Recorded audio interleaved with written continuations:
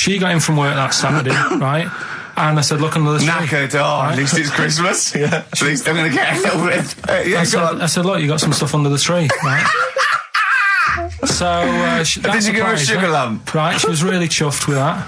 But she said she was a bit puzzled because I didn't know we had any wrapping paper, right? So I ended up using wallpaper.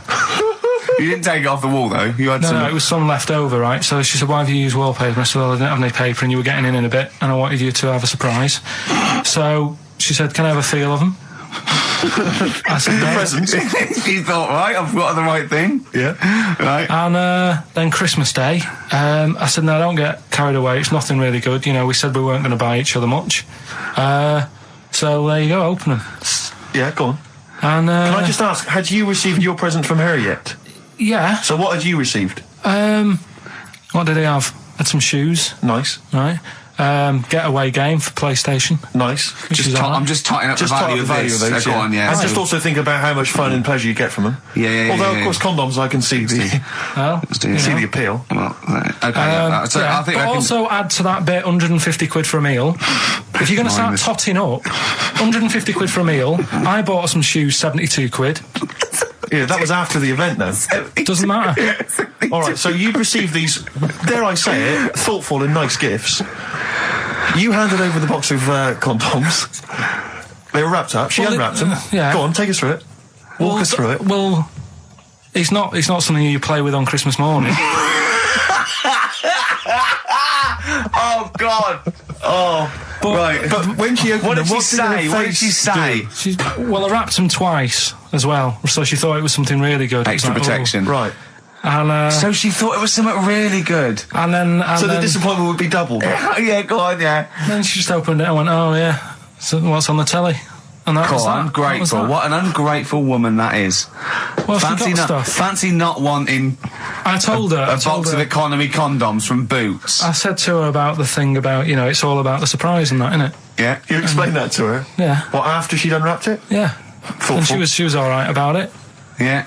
She understood. Rick, you know I suggested to him that he buy his girlfriend a gift. I'm worried I've done more damage to the relationship by suggesting that than if he had just forgotten. Next time you've got to go shopping for yourself, Steve. I think I might do. You've better go shopping for yourself. I'm glad it's all over, though. It's mental. Yeah. It annoys me. The whole thing annoys me. And she knows that as well. Yeah.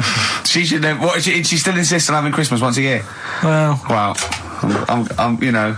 No, but well, anyway, what did you get? I can't think what you bring to the relationship, Carl. I don't know what it is she's getting from you in this relationship. It's like she's doing all the work.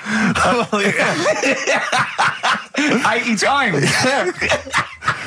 Oh God, Carl! I love it. You're brilliant. I know what she's getting. He's the. What? No, he's not thoughtful. No, but he's thoughtful. He's the best he can do with the brain he's got. Do you know what I mean? Right. He's doing his best. He's absolutely doing his best. There's no... He's working at the limits of his powers. Do you know what I mean, though? He's done as well as he can with what he was given. Sure. Yeah, and that's admirable. Yeah. It's like, I think he's done better than you'd expect. I bet his teachers didn't even think he'd get this far. Do you know what I mean? What, find a girl? No, well, yeah, a job, a girl. Yeah. Do you know what I mean? Clothe himself. He's done really well. What do you think, Carl? You think you've done well? I think I've done all right compared to some of my mates. What are they doing now? Probably not that much. Do you know what I mean? Mrs. Matthews said I wouldn't be an high flyer. I think I'm doing all right. Yeah. Do you know what I mean? I have a holiday every year. Got somewhere to live and that.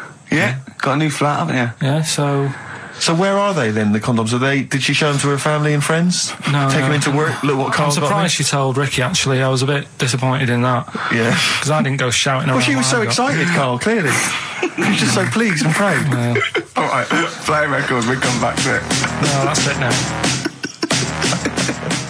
Streets, don't mug yourself, XFM 104.9, Ricky Gervais, Steve Merchant, Karl Pilkington, a regular Santa Claus. I'll leave it. Oh, dear. Right, listen, right, yeah, New Year and all that.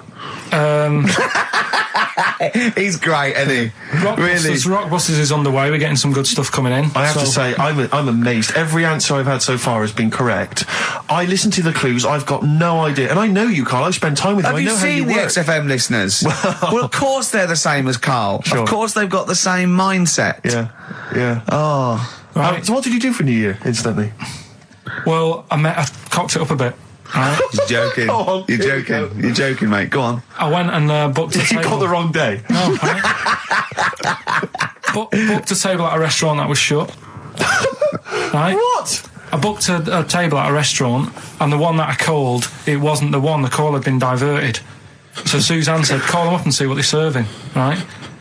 Because I forgot to do that when I booked the table, right?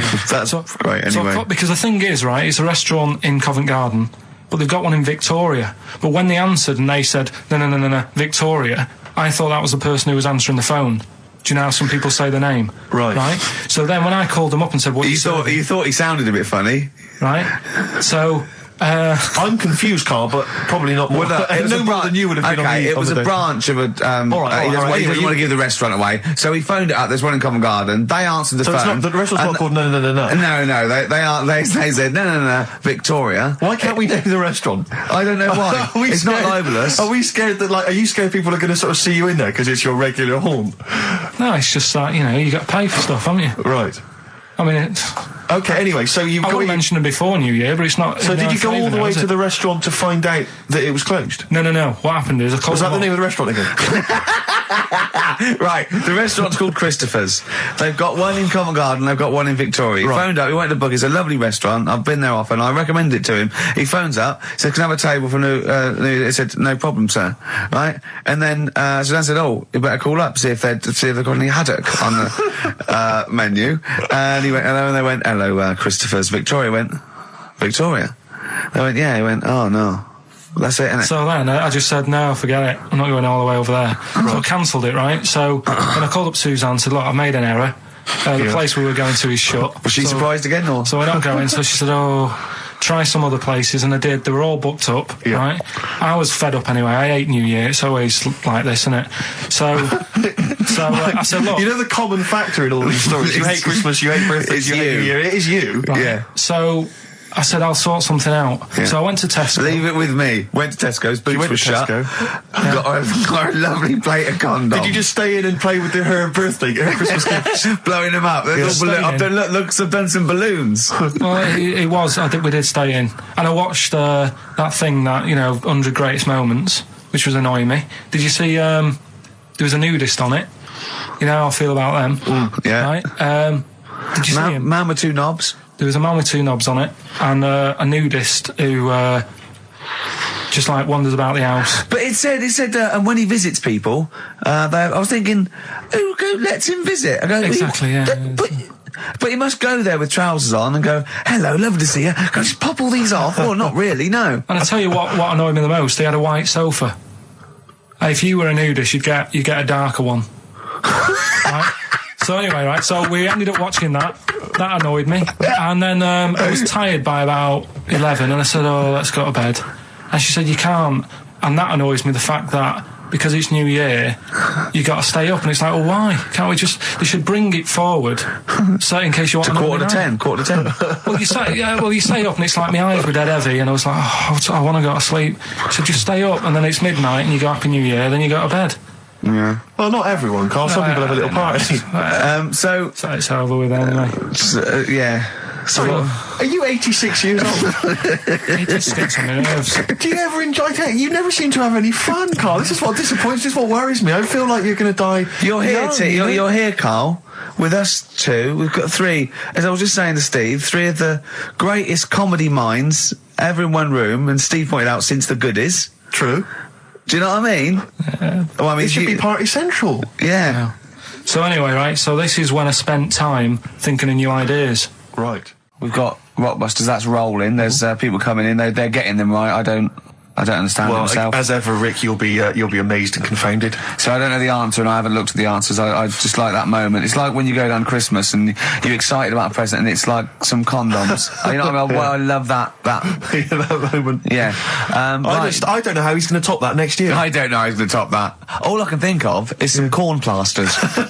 Right. It's all right, love. The batteries are included. Got you a pumice stone. Right, now, and then we went on to a whole thing about homeless. He wants to do a game show with celebrities being homeless for a week. What do you think? Actually, I've got to say, that's not bad at all. It's not bad, is it? No. Right, do you know how, Lenny Henry went to the jungle? Yeah. Right? And you've got, You've got who else did it? Joanna Lumley made slippers out of a bra, right? So I'm thinking, like, get a celebrity and say to him, no, just because. I'll tell you why, right? I'll tell you why all this came about. When I was walking back from that Christmas meal that I bought my girlfriend for 150 quid, Right. Lest we forget. right? I was walking down Mortimer Street and there was a homeless fella there, and it was like, oh, it's really, really bad. But the weird thing is, it was about, I don't know, probably about 8 o'clock. Yeah. No, about 9. Right. And he was asleep. And I just thought, do homeless people ever think, I think I'll have an early one tonight? Right, that's what got me thinking. It's a bit weird, the whole lifestyle of it, the fact that he had an early night. So, the fact, what if it's a bit weird that he's sleeping not in a home, but on the street? No, it's just that if I was homeless, I'd probably stay up quite late, because it's not nice. Do you know what I mean? What are you talking about?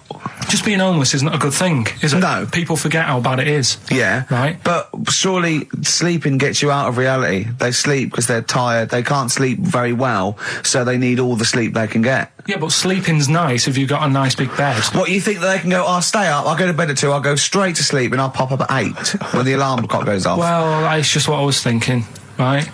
So I was thinking how bad it is, and it's, especially this time of the year, Yeah, it's terrible. It's the really worst thing. And to sort of give it some publicity and get a bit of help behind it, get celebrities, someone like Phil Mitchell, maybe, off EastEnders, who's a big fella, he can look after himself, put him in a shop doorway, have some cameras set far away in a building or something, they can film him, and it's up to him how he raises money for food to eat. He could sign autographs. Well, they wouldn't know him though, would they? Because you never look at a homeless person. You get, what's her name? Gail Porter. Yeah. Gabby Roslin. Right, yeah. Narinda from Big Brother. Yeah. Who else would do it? I got a game show idea. Les Dennis, I reckon. I got a game show idea called On the Game. And what happens is, you get Narinda from Big Brother. It was your girlfriend's birthday, wasn't it? Earlier in the week? Or last week? On Monday, yeah. And, obviously it was a triumph with the stuff you got her for Christmas. The condoms. The box of condoms. Box set of condoms. Oh, yeah. Not just the singles, the whole set. Yeah, a complete collection. Brilliant. So what did you go for this time? What did you get her? Yeah, but...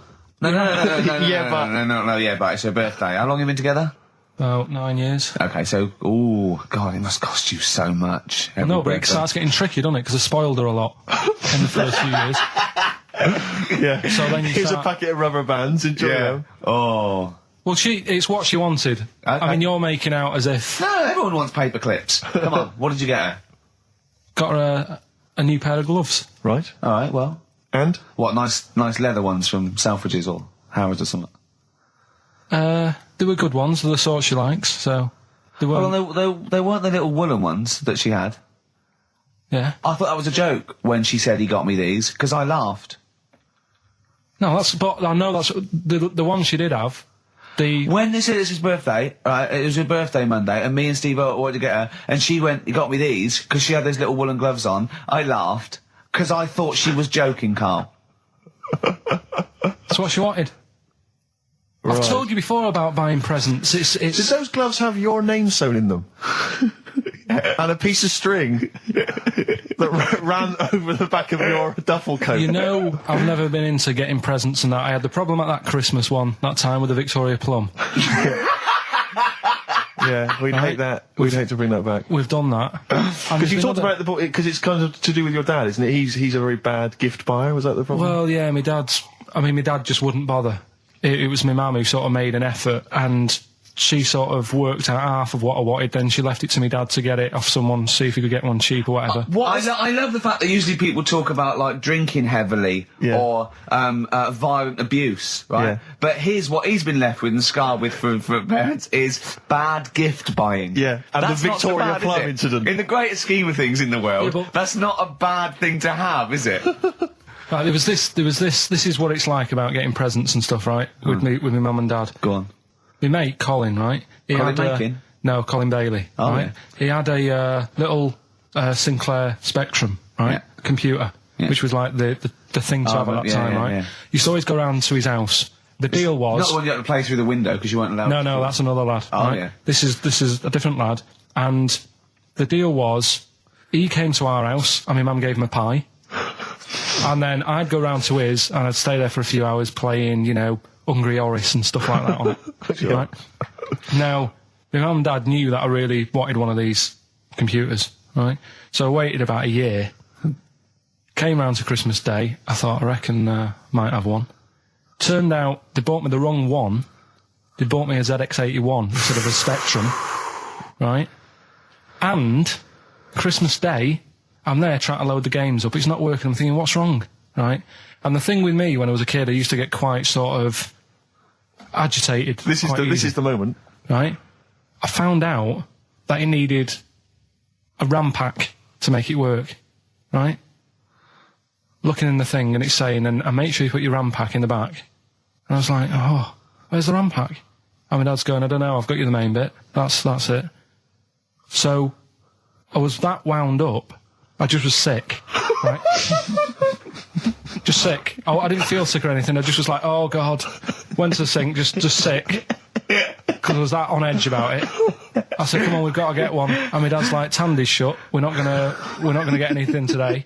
Ruined again, Christmas Day. That was after the year when my train set got blown up by our kid. The following year, no RAM pack. And now you ask me, why don't I get good presents? he's scarred. He just I'm gonna die. Honestly, I'm gonna die. He's just being sick. Yeah. There's no RAM pack. Did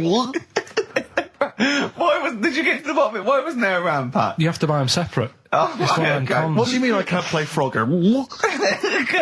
Oh no. So, wasn't there another incident when you threw up? Spontaneously threw up? Through sheer anxiety? I do get it. It's not so much now because I've relaxed a bit, but as a kid I used to be quite on edge all the time with certain things. Do you think that's what happened to your cat that kept being sick? That it didn't get the food it wanted and it just threw up? Do you remember that? Yeah. God, so they shaved it. Yeah, but again, you see, the cat thing, I mean, it's mad. I was thinking about it the other day, right? I used to think I had quite a normal upbringing. You didn't. Right? And someone was talking Your about mother once told you not to go to school because it was windy, Carl. It was not a normal upbringing. The cat was being sick, so she shaved it, so it was easier to clean. Right, well, my mum and dad went on holiday, right? And I stayed at the Rosses down the road. Oh, yeah. Only a kid, must have been about 5 or something, right? And I was always running around in the house. I had a lot of energy as a kid. What the Rosses did, they had this cat that was dead violent, the most violent sort of angry cat I have ever witnessed. A tiger. It was honestly, Steve, if it was bigger, it would have been, because it was just always having a go at you.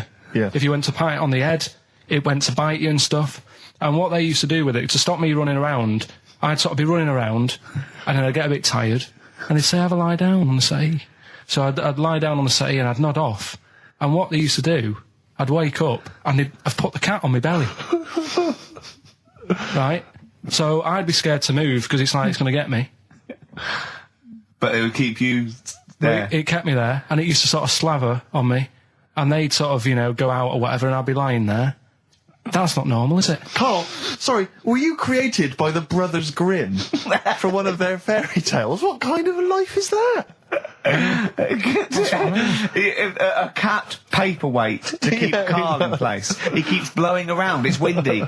We'll have to weigh him down. Be careful. Your mum probably told him that it's a windy day. You got to get something heavy on him, otherwise he just gets blown into the road.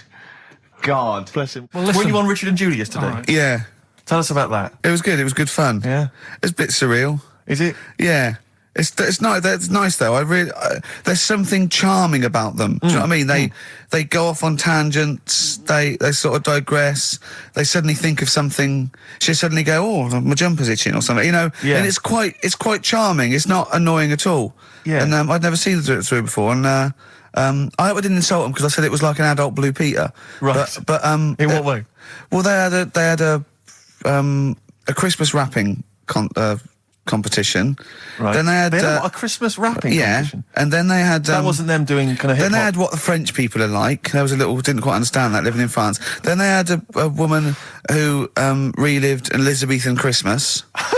The bit that made me laugh was she was sort of announcing this through an Elizabethan microphone and PA to all the people sitting around dressed as. I'm a bit confused. This sounds baffling. It was good though.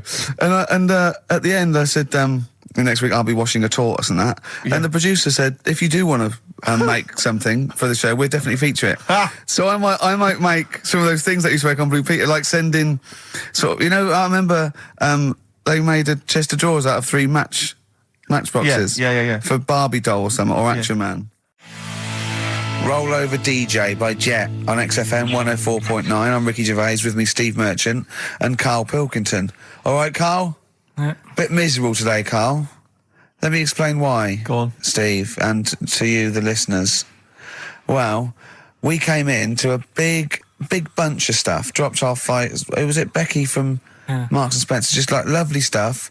Food, presents for the cat, books, just, you know, to Ricky and Steve who do the show, right? Ricky Gervais and Steve Merchant. GQ presenters of the year. Creators of The Office, right? Award winning. Carl's looking over, I go, well, maybe, it's not for you, no. And then he told me why he's grumpy anyway. Go on. Do you know what XFM are giving everyone? How long have you been here? About 6 years. What are you getting for Christmas from XFM? 2 CDs. Is that of your choice, or do they choose them? There's a list of about 30. Right. Tell them what you chose. 30 CDs. I've gone for Kings of Leon album. Yeah. And the best of Bob Marley. Haven't we, like, given them away in the past or something? Or you could have burnt them off, couldn't you? You could have done copies. Illegal, but you could have done that anytime you wanted. I don't think Bob Marley minds if you bootleg his CDs. It's out of order, though, isn't it? It is bad. Although is that always the case? Has it always been the truth of all the time you've been here? No, it has been better than this. Yeah, although you do get paid quite well and you do have an easier time. Yeah, but don't give me the CDs then. If it was a milkman, you don't go, I have 2 bottles of semi-skimmed. Happy Christmas. Yeah. That is a valid point. Do you know what I mean? Have you complained? Who is it who made this decision? There's no point. No point, is there? Why? Just no point. I don't like moaning anyway, just... Ah! Has it come from up top? Is it like from the capital people? Just everyone. That's what everyone gets. Yeah. Yeah, but will Christian get 2 CDs for getting up at 4:30 every day for about 5 years? And keeping this station afloat. Probably. Yeah. So that's why I'm a bit fed up. What you listen to first, Marley or Leon? Well, you have a bit of Marley. I'll tell you what Marley's good for as well. You're going to have a little beach holiday, aren't you, over Christmas, going to Lanzarote? Listening to that on the beach, you'll realise how wise XFM are in the long run. You know, you go, well, look, they could have given me 400 quid, right? Well, I'd have spent that. But this is, you know, the legend lives on. It keeps on giving. So you're probably, you know what I mean? Think how much what you got to think of is how much all his great songs took, not only from the depth of his soul and, you know, all his sort of angst and knowledge and love, and then all the studio time, the marketing, and they're just giving you one like that. They go, don't worry about that, Carl, just have it. And you go, what? All the time we spent with Bob Marley and everything. You know, have it, Carl, have it, Carl. And practice. Have that. Thanks, well done. Carry on. We're still going to pay you for the work. Yeah. That's just something on top. Here's a little piece of Bob, free. Yeah, so don't moan, it's extra. So, they didn't have to give you it at all. Play a record, you ungrateful little swine. Some people, like the homeless, aren't getting anything this Christmas. This is my favourite Elvis Costello track of all time. It's Alison. This wasn't on the list. Right. Elvis Costello? Alison on XFM 104.9. So, that's it. Maybe, I'll tell you what, a good idea, Carl, just beg. Just ask for other things. What do you want? What do you want for Christmas? You must have a big fan base out there willing to make you things. Maybe like a little, I don't know, gloves, pair of gloves. A little woolly hat. If you want to send a necklace in for Suzanne, that'd be handy. Oh, yeah. That's what she wants. Is Suzanne listening today? No, she's out. Right, okay, this is the dilemma. Me and Steve, yesterday, were trying to convince Carl that it would be a good idea to buy Suzanne a Christmas present. Okay? Now, why aren't you going to buy her a Christmas present? Explain, Carl, why you don't think you should buy her a Christmas present. No, I've told her I'll get her one, but in the new year. We're going away on holiday and that, so there's no point taking stuff away. Yeah. Going to Lanzarote next week. Just get something in the sales after Christmas for the, Yeah. Right. And me and Steve were trying to explain to Carl that she would love it if you bought her something on Christmas Day. Yeah, but she knows now. But Knows what? I've told her. So No, she's well, getting I'm going out. to tell you, do you know, right, this, dear listener, this was Carl's worry. I said, I bet she's got you something. And Carl was worried in case he got her something and she hadn't got him something. Yeah, he'd be livid. He didn't want to be down. He didn't want to be a present down. Yeah. Look at his face. So buy her a nice necklace. Don't spend, just spend £100, you know, just a little token. We're going away. We're going taking her away on holiday. No, you're not taking her away, are you? What, you're paying for it, are you? Yeah. Are you really? Well, half and half and that. Right. So you're paying for you to go on holiday? That's good of you. So the gift is your company, really? She's done all right. She's done all right. Why do you talk like you're 60 years old? And you've been working down the mines? I don't know, she's done all right. Do you go home to her and say, Suzanne, you're bloody lucky? I mean... You've fallen on your feet. To Look be who fair, you've Rick, got. What? I'm not sure she has done all right. I don't want to be critical, but... Oh, dear. So what are you going to get in the sales? What are you going to get her? Yeah, it depends. I'm thinking... I mean, I'll give her the choice. She can have Kingsley and old Bob Marley. Right, I'll let her decide there. Oh, dear. I can't wait to see you. Where are you going, Lanzarote? Yeah. Where's that? Don't know. Suzanne sorted it out. I said, Lanzarote. I said, is that Africa or is it Spain or Portugal? Just thought you don't know. I went, what do you mean don't know? I goes, well, what's the currency? I went, don't know. I said, Suzanne booked this one, did she? Yeah. I thought, where is it? Is Lanzarote African or Foreign. Somewhere foreign. I was looking last night, and doesn't look that good. There was like one of the highlights of the things it says you've got to do is go and have. Apparently, they've got restaurants in caves, and that's like one of the things they say you must do. So, if that's a highlight, do you know what I mean? So I'll do that. Go and see what that's like. Yeah. When you're on the beach, Carl, do you wear the very, very tight Speedos? No. Do you walk What do around you with wear? them? Sort of longish shorts, Yeah. t-shirt on, probably with a sort of a light shirt on top of that. Right, sure. So quite wrapped up then. Covered up. Do you wear a hat? Because obviously the bald head, there's risk of sunburn. No, I just put a bit of lotion on it. Lotion on there. Yeah. Just have a bit of a wander down the beach, have a look. Yeah. See if there's any old blokes with their tackle out and a backpack. A lot to look forward to, so Yeah. there you go.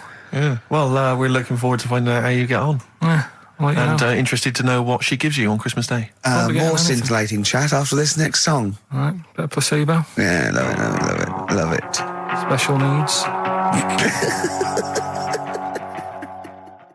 Placebo, special needs on XFM 104.9. Email in where Lanzarote is. I don't know if it's Italy or Spain or Europe or maybe Africa. You know, these are the sort of things, these are the reasons I come into it, to at least learn something, innit, Carl? We've stopped educating Ricky, so I've stopped learning, you know, about things like the woman who ate mud all her life. I told you something before when we were in the office. What did you, go on, what was that? What did you teach me? They've just counted how many fish are in the sea and that. No, they haven't. They've just done a census. A census. What, a fish? Yeah, some fellas have gone in the sea and they've got to work out. There's about... This is Spratt. Is this your son? No, he's a lodger. Okay, well, let's mark him down. That's 2. Oh, I've lost count. 6 million, 4 and... Oh, darn. So how many are there? About... There's a lot. There's...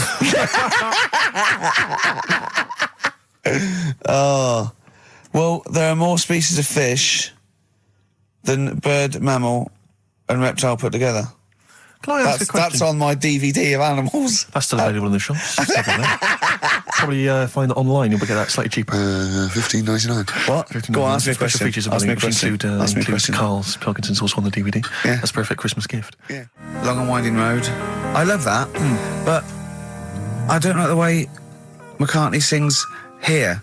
There's just one, he goes, you leave me waiting here. Well, he's always got that slightly affected. But it sounds style, like doesn't it? Richard Burton or something, here. Yeah. But it's only one that does it, but I don't know why. I just think he likes it or wants to go back and change it. Maybe it's like... But having said that, you know, I'm not taking away from the Beatles, one of the best bands ever. Well, yeah, good luck to Brilliant songwriters. Oh, yeah, they do well. Yeah. We've had a lot of emails, Karl. I don't want to sort of put a dampener on your Christmas, but a lot of people have been slagging off Lanzarote. One of them just said, well, one of them just, I don't know if I can find It is Canaria, isn't it? It is one of the Canaries, isn't it? It's a volcanic island covered in volcanic dust. It's very windy, so you have to dig a hole to sit in on the beach, and there's hardly anything to do. That's from Mike Godham, he says, unless you like quad biking. Well, you know, you've seen what happened to No, Ozzy don't Osbourne go this quad week, so don't do biking. that. Not with your little head. There's no protection at all, is there? I don't know what you're thinking. I don't know. At least Rick Mann and Ozzy had lots of hair. Yours would be like Humpty Dumpty. It would crack like a little egg. And then we'd seen, there's no kings or kings horses. So, Well, they couldn't do the job anyway. No, shouldn't really send them. They're not really qualified. Horses not equipped to put send back a medical man like Neil Fox in. Yes. To mend but not eggs. some kind of military horse. I bet he's had egg on his face a few times, hasn't he? What, Foxy? Yeah. Most of the series are Pop Idol. Right, Carl. Lanzarote, good or bad? Well, you got to give it a go, haven't you? Yeah, well done. Give everywhere a go. Exactly. That's what I was saying. Don't just take the word for it. I mean, if it had said an Ananova, Lanzarote shit, he'd have believed it. Sure. If he'd have overheard it in a pub, Lanzarote a crap, he'd have believed it. He'd have seen it on a website that was mainly concerned with monkeys and witches, he'd have believed it. Yeah. As it is. Everybody raves about New York, and when I went there, I thought it was rubbish. Well, you're an idiot then, because that is possibly the greatest city in the world, along with London. Subjective, though. That's why they have holiday programmes and that, innit? So you see it and you decide for yourself and that. Yeah, but you saw Venice on a holiday programme, as you put it. You went there and you went, it was rubbish, full of black bin liners. Well, it is. Right. Didn't they show them? It stunk. Didn't Judith Chalmers say that? Oh, it stinks here, and there's loads of rubbish everywhere. No, she didn't. Did she mention that? Oh, that's what I mean. So it depends what you want from holiday, doesn't it? Well, yeah. But So you're an idiot if you don't like New York, so next. Anyway, come on, break up, guys. Kiss and make up. right back just for Christmas. Brilliant. I've only got two really what? because I was trying to work one out before, right, in my little room. Yeah. I was looking at different band names, thinking, what can I do? Yeah. Couldn't concentrate because Ricky was in there trying to spray deodorant all over the place. Right? Well, you should have done them yesterday. You should have shut me out. Right. So there's just two. Brilliant. Well, I've kind of got an idea for the third one. fine, I'll yeah. have a go. Yeah. Right, so anyway, the first one. Should we play a record and come back to this? We'll do it quickly, we'll do it quickly. No, play a Alright, record. This is then. rubbish. Yeah. Rubbish. Libertines. Useless. Give me the gifts. Let me have a look what prizes you've got. Libertines, Don't Look Back Into the Sun on XFM.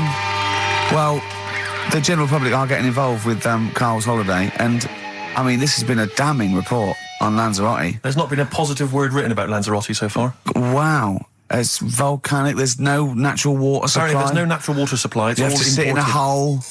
What do you think of this, Carl? What do you think of the people that want you to know that you're going to a rubbish place when you can't change it? What do you think of that? Rubbish though, will it? What do you mean? Be all right. What do you mean it'll be right? Because I'm going to go there thinking, oh, there's no water and that, and there will be water. No, they didn't say there's no water. What did they say then? There's no natural water supply. Whatever. I'm not bothered. Doesn't bother me. All right. I'm going to have a good time and that. What are you going to do? What's your plan to do? Got a book. What book you got? Rich Hall book. I'm just going to read that. So, Brilliant. and the weather's better than here, isn't it? Yeah. So, gonna have a good time. Someone emailed just now. They said they're listening online and there's a problem with their computer and everything's sped up. The music's sped up. Our voices, Rick, are sped up, except Carl's. That's how slow he speaks. So when everything's sped up, he sounds normal. Right, we're doing Rockbusters. Yeah, come on. What rubbish. I wonder why we stopped this game. Well, I think it's probably exhausted him. He needs to go to some kind of volcanic dust island for a holiday. With no water, Yeah, exactly. just to dry out and get some new ideas. Oh, I'd love to see you sitting there on these black ash sands, just sitting there going, I'm thirsty, Suzanne. There's no natural water. I've finished my Rich Old book. I can't focus. I'm going blind. I need some water. Oh, brilliant. Oh, bless him. Anyway, happy Christmas. We said we weren't getting out, didn't we? Right, go on then. It was the premiere. Did you see the coverage? It was a premiere of Lord of the Rings Part 3. I can't be bothered. I mean, man alive, I'm sick of Lord I of the watched Rings. the first one and I was actually I've never been into all that sort of stuff. Never liked it. Gollum and Dungeons and Dragons and gatekeepers and weird magic and Harry Potter I want to punch his face in. I know what you mean. But I mean, it's sort of like, Well, Lord of the Rings, when I was at school, if you were into that sort of thing, you were a nerdlinger. They would beat you up, they'd shout heckle abuse, all that sort of thing. You know, I wasn't a fan. I actually don't know anyone who admitted they were into that I know. nonsense. It was shameful. It was embarrassing. Now, the whole world's gone crazy for it. Even the tough guys, the hard nuts, the streetwise kids, they're loving it. Can't wait for the third one. I see people raving about it. It's Jonathan Ross, all these people going, it's the best thing I've ever seen. It's It's 3 hours and 10 minutes of trolls and goblins and magic spells and large feet and magic rings. I'm loving all that crap. What's wrong with you people? I will smite you with my sword. It's just interminable. The orcs and the Norks. I saw some people playing this game. They had a big manual and a dice, and they're in a pub, and they're all fat with beards, right? And he threw a dice, and he looked down, and he said something like, outside them, the 3 miles to Mumra. And they went, oh, well done. I know. I want to go and say, what is this game? Yeah. What? It's absolutely extraordinary. Well, they showed some coverage of the Lord of the Rings premiere on TV, and there were people dressed up as some of the characters. Yeah. There was a girl chatting saying, well, I just think Gollum's hilarious. What? People talking about telling me Gollum's hilarious in this new film. How is he funny, my precious? Oh, my precious. What's funny about this? I'm losing it. I'm genuinely... Is he like Yoda? I don't know what the joke is. I'm missing it all. And when the walking trees started talking... Oh, man, I love it. Gollum's the little one that looks a bit like Gandhi. Yeah, exactly. The computer-animated Gandhi. Yeah. Yeah. Is that all right? Yeah. I think that's how he's described in the book. But this is the other thing. I say, then they go, Tolkien, J.R.R. Tolkien, he's a genius. You know he created his own language? Whoopee! Carl comes up with a new word every week that he's made up. He's not a genius. Yeah, well, the bloke, a look of frighteningness came across his face. Frighteningness. Yeah, Carl's new word. No Blue Sky, The Thorns. That's beautiful, isn't it? On XFM 104.9. Carl, you're losing your rag a little bit. What's the matter?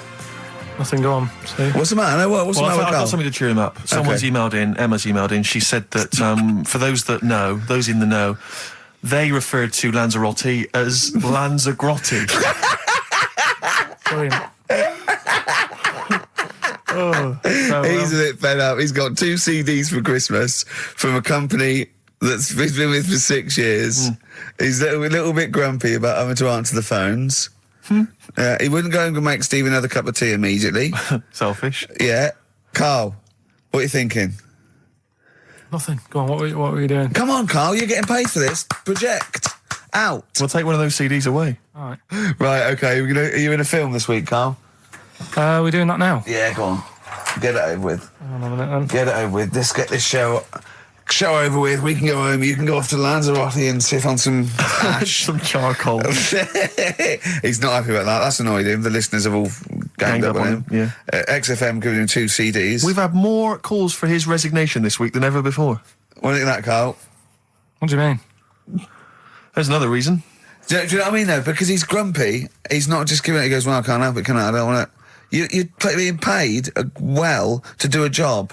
People have tuned in to be entertained, to have good songs. Me and Steve are working here. I'm pressing the buttons. I'm paid to press the buttons. That's what I'm doing. Has every CD started on time? Then why would they give you Monday off if you just paid to press the buttons? Don't get every other Monday off, do I? So have you stopped doing that now, have you? Well, yeah. Why? Because there's work to do in that. I'm not moaning about it. Let's get on with it. Right, Scrooge, right, is the film that I'm in. Thought I'd do a Christmassy one. Okay. Right? Yeah. Get people in the Christmas mood and that. Yeah, you have. Yeah, you have got people in the Christmas mood. You're like Santa visiting them. Right. So it's you in the film Scrooge. Yeah. Which version of Scrooge? The old one. Is it? If it's just you moaning with bells, I'll be annoyed. Right, that is essentially Scrooge. Yeah. Right, Scrooge. Listen to this, and then there's some question at the end, all right. and you can win some stuff and that. Yeah. All right. Yeah.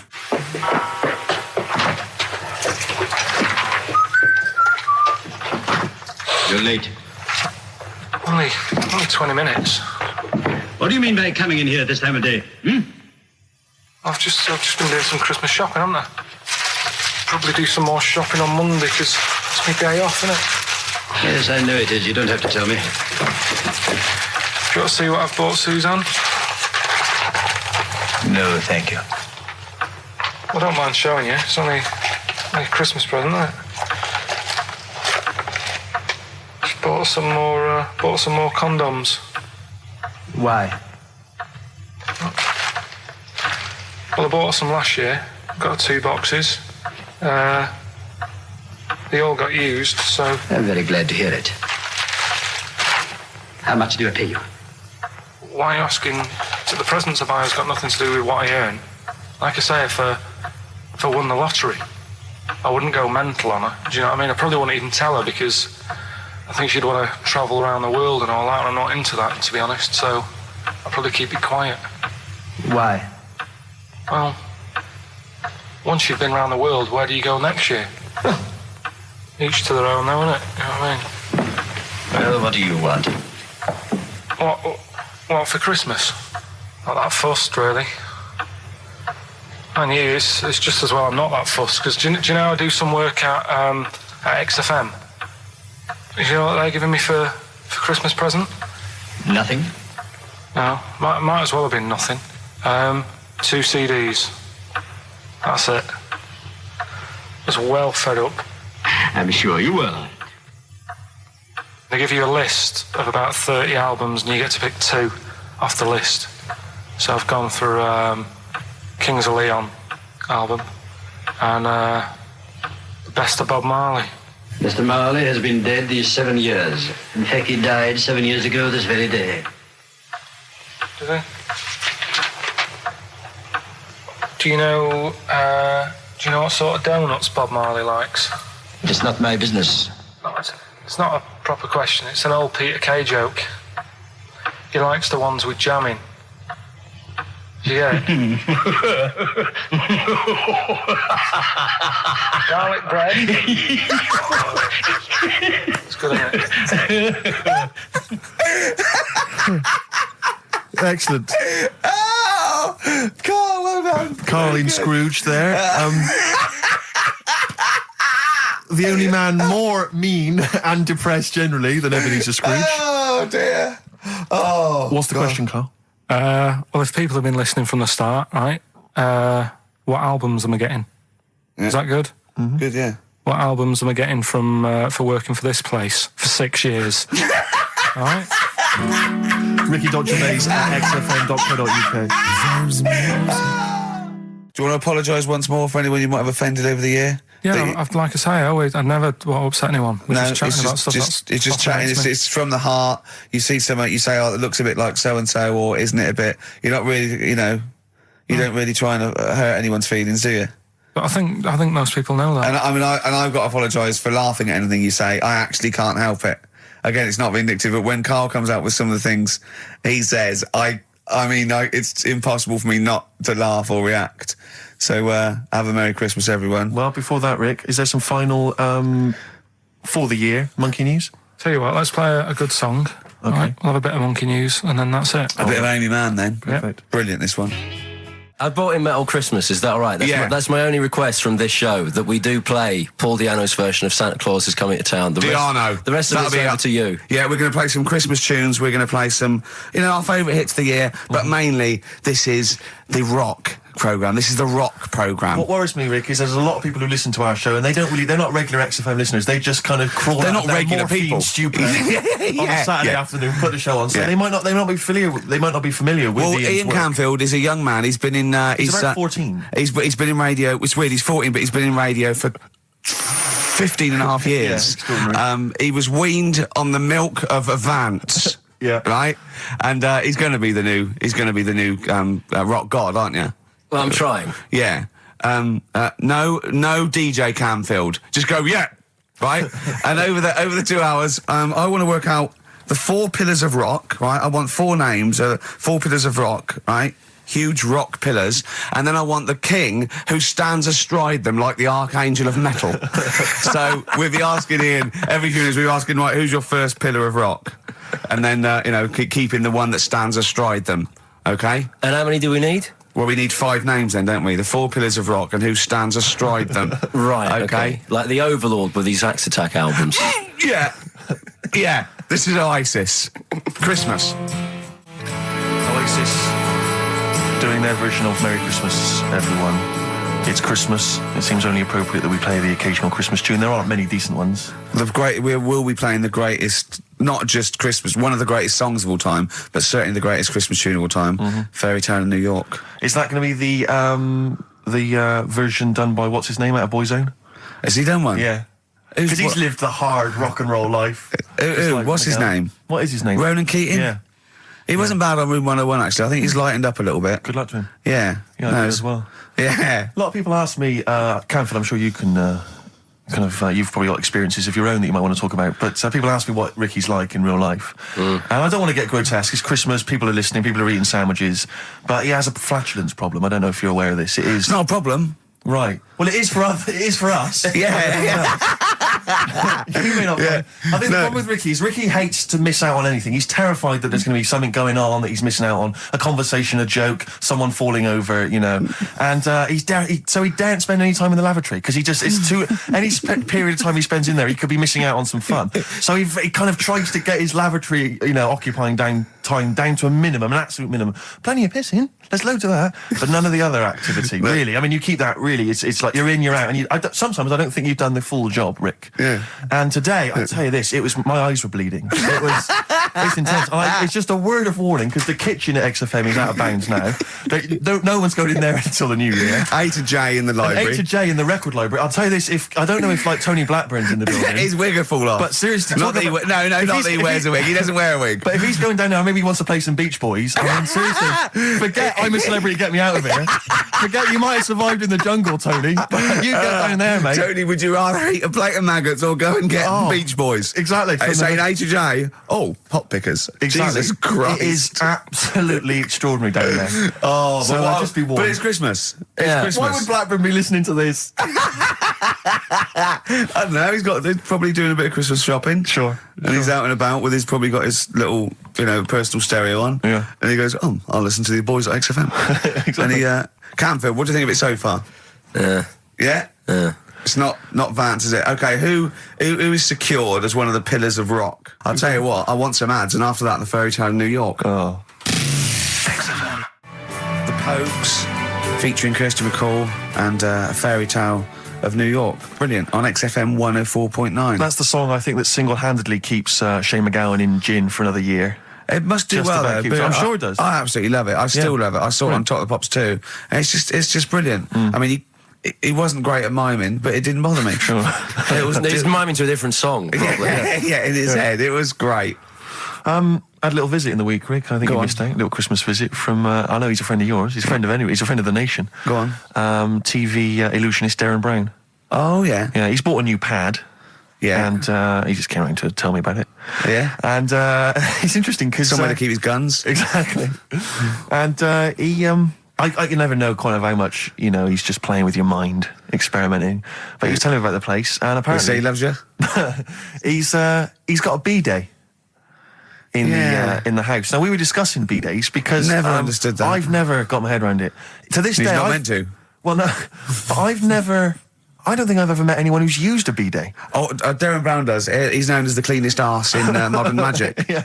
I think, Rick, I was the subject of a Christmas con in the week. What, you mean you bought something for £4, then saw it for £3.90 as you walked home? That would make me livid. Because I've seen you really livid. I'm absolutely furious. When I bought my PlayStation, I saw I could get it for £5 cheaper down the road. I was absolutely fuming. And you'd already walked to about 19 places, I remember. Yeah. I actually left you after about an hour. Yeah. No, I do. I'm furious because I got to get a bargain. I hate the feeling that I'm being ripped off. Yeah. And I'll tell you this, I'm loving online shopping. Oh, the savings I'm making, Rick. Really? It's crazy. Really? Getting 15, 20 quid off some things. Is it really? Oh, amazing. But these things, I might point out, are like Jaguars and Mitsubishi cars. Exactly. Yeah, but it's worth shopping round. No, this was not so much a con. It was a con, but it wasn't so much one of those just a missed bargain. Yeah. Doorbell rings, answer it. It's a couple of girls. They must have been 13 or 14, maybe. Now, I've always had a problem with teenagers. I'm intimidated by teenagers. In case they call you a dork or something. Well, I mean, I told you before, I was walking down the street once, and there's two guys coming towards me. I mean, real losers. Do you know what I mean? Glasses, the spots, greasy hair. Do you know, really pathetic. And I was sniggering to myself. I was thinking, look at those losers. And as I passed them, I heard one of them look at me and say to his mate, look at that geek. I was furious. I was thinking, I'm allowed to call you a nerdlinger, but gee, I didn't expect it back. I was really furious and upset. And so, as I say, these teenagers are at the door, and they were quite aggressive, quite aggressive girls. And they had a piece of A4 paper, and they went, "We're doing a sponsored thing." Yeah. But I didn't quite catch what it was they were doing that was sponsored. I think they sort of fudged it. They went, "We're doing a sponsor." Oh yeah. And I went, right. And they went, "Do you want to sponsor us?" Boy, they picked on the wrong person. I was a bit intimidated. I don't know why I said no. I was worried maybe it was part of some kind of, hidden camera show, Yeah. And so I said, yeah, all right, I'll sponsor you. So they handed me this form, and I always thought you were supposed to have quite an official-looking form for any sponsorship thing. But this was literally a piece of A4 torn out of a notepad. It was the back of a Gareth Gates poster. Exactly. And, with some blue tack on it. Yeah, well, and I looked at it, and I didn't really absorb it, but it had things like, Mrs. Jones, Mrs. Smith, £5. Yeah. And then no one's actual address, just Finchley Road, nothing too specific. Yeah. So I wrote my name on, and put down £3. 'Cause a lot of people were giving £5s, but I thought, I'm not made of money. It's Christmas. I've got to buy gifts and stuff. So I gave him a £5 and asked for change. Yeah. Well, I gave him £3. I said I'll sponsor you for £3. Best of luck. And they went, "Can we have the money?" And I said, "Well, aren't you supposed to do the thing?" And the woman the girl just looked at me. She just went, "No." So I gave her £3. But what difference does it make? Well, I'm assuming, though, that it's not going to any charity. It's no sponsored thing at all. But then I'm not being funny. The charity that it's not going to, you wouldn't have given to it anyway. It's true enough. So all that's happened is you're £3 down. I'm £3 down. Yeah, but if it would have gone to charity, it'd be £3 down. The fact that it hasn't gone to charity doesn't matter because you wouldn't have given it to charity. Yeah, but if it had gone to charity, Rick, I'd have felt a little bit superior, a little bit smug. That would have kept me going for another 6 months. Whereas now it's just gone to a couple of weeks off the street, who are scamming people, possibly old people, Rick, and that's who I feel sorry for. They've not got a great deal of money. That's why I'm not worried about myself. I've got a bit of cash. What about the old people? Yeah. Although you are £3 down, which probably still hurts, doesn't it? It's still stinging. That's why I just like to tell you now, get off my chest. It's Merry Christmas. Thing, yeah. Just be careful. If you're living up in North London, be careful. There's 2 girls that are going around. I expect, they might come to your door. But they might be wary. Be genuine. No, I don't think so. No. They were common. They were very common. Do you know what I mean? Was the giveaway things like, Santa Claus had given £10, Exactly. Tony Blair had given £1? Yeah, I know what you mean. Yeah, I think you were conned, mate. Yeah. Right. Won't Get Fooled Again by The Who. Ian, I'm going to ask your expert opinion. Is that not one of the greatest rock songs of all time? Yeah, if you'd have played the proper version of it. I know, but it's 6.5 minutes, and we usually do, but we just thought, it's Christmas, people want to... but have him or Jonah Louis. Yeah, but we could have played like the full 8 minutes rather than making the show sound like strolling round your local Asda with the Christmas songs with a little bit more racism. That to me sounds like fighting talk. You want a rock challenge, Canfield. You can't handle the truth. The trouble with that song is, don't know about it. It could sound like he's saying something to do with bell ends. Well, yeah. What? Heaven forbid. What? You think he meant that? Did he? Probably. No. That's The Darkness on XFM 104.9. Bellend. Yeah. What other rude words are there? Cock. Yeah, that is rude. Yeah. Especially at Christmas. Especially at Christmas, yeah. It's time for families. I know. Now listen, time for family. Now, Ian. Yes. Who is your fourth? We need a lead singer in this mega group, the monoliths of rock. Who we got? Lemmy, Keith Richards. We've got Keith Richards on guitar. We've got Lemmy on bass. Yeah. We've got Keith Moon on skins. Right. Some terminology coming out there. Yeah. Who's doing the Vox? Who's given Golden Tonsils Award? Robert Plant. He's gone for Plant. He's gone for Plant. A lot of trap names there. There is the group. The lineup is Moon, Lemmy, Richard, Plant. Okay. Now, our competition, Steve. Name that group. Okay. What's the best, heaviest rock name ever? Sure. This is obviously not a name that already exists. No. Okay. My mate of mine came up with, I think it was Brain Hammer, which I like. Velvet Nazi 666. Sure. So we want the heaviest, most mental piece of death metal, headbanging, bleeding out your brains rock. Axe Attack. Okay. Please welcome to the stage, Christ on a Bike. Please welcome to the stage. Oh, look at you. That would be great. Yeah. That would freak out the metalers. Yeah. Cheeky. Yeah. Oh, now listen. They need a manager. They need someone who could introduce them. They need someone to stand astride them. Who is the leader now? Who is the king of all that rocks? Well, it's obviously Tommy Vance, isn't it? Do you know what worries me, Rick? We've said Vance a lot today. I'm wondering if the kids today, do they know Tommy Vance? Are they familiar with him? If they don't know, they shouldn't be listening. Okay. Fair enough. So, Vance is their manager. He needs to... They're on at Wembley. He's got them on at Wembley. They're the greatest rock band of all time. We need the name. Please please welcome to the stage. What are they called? Phone in, email in, and the prize, we're going to get some... We'll rummage through the bins as Carl normally does. Get some old tat like Carl does, some VHSs, some CDs, greatest air guitar ever. Betamax. Yeah.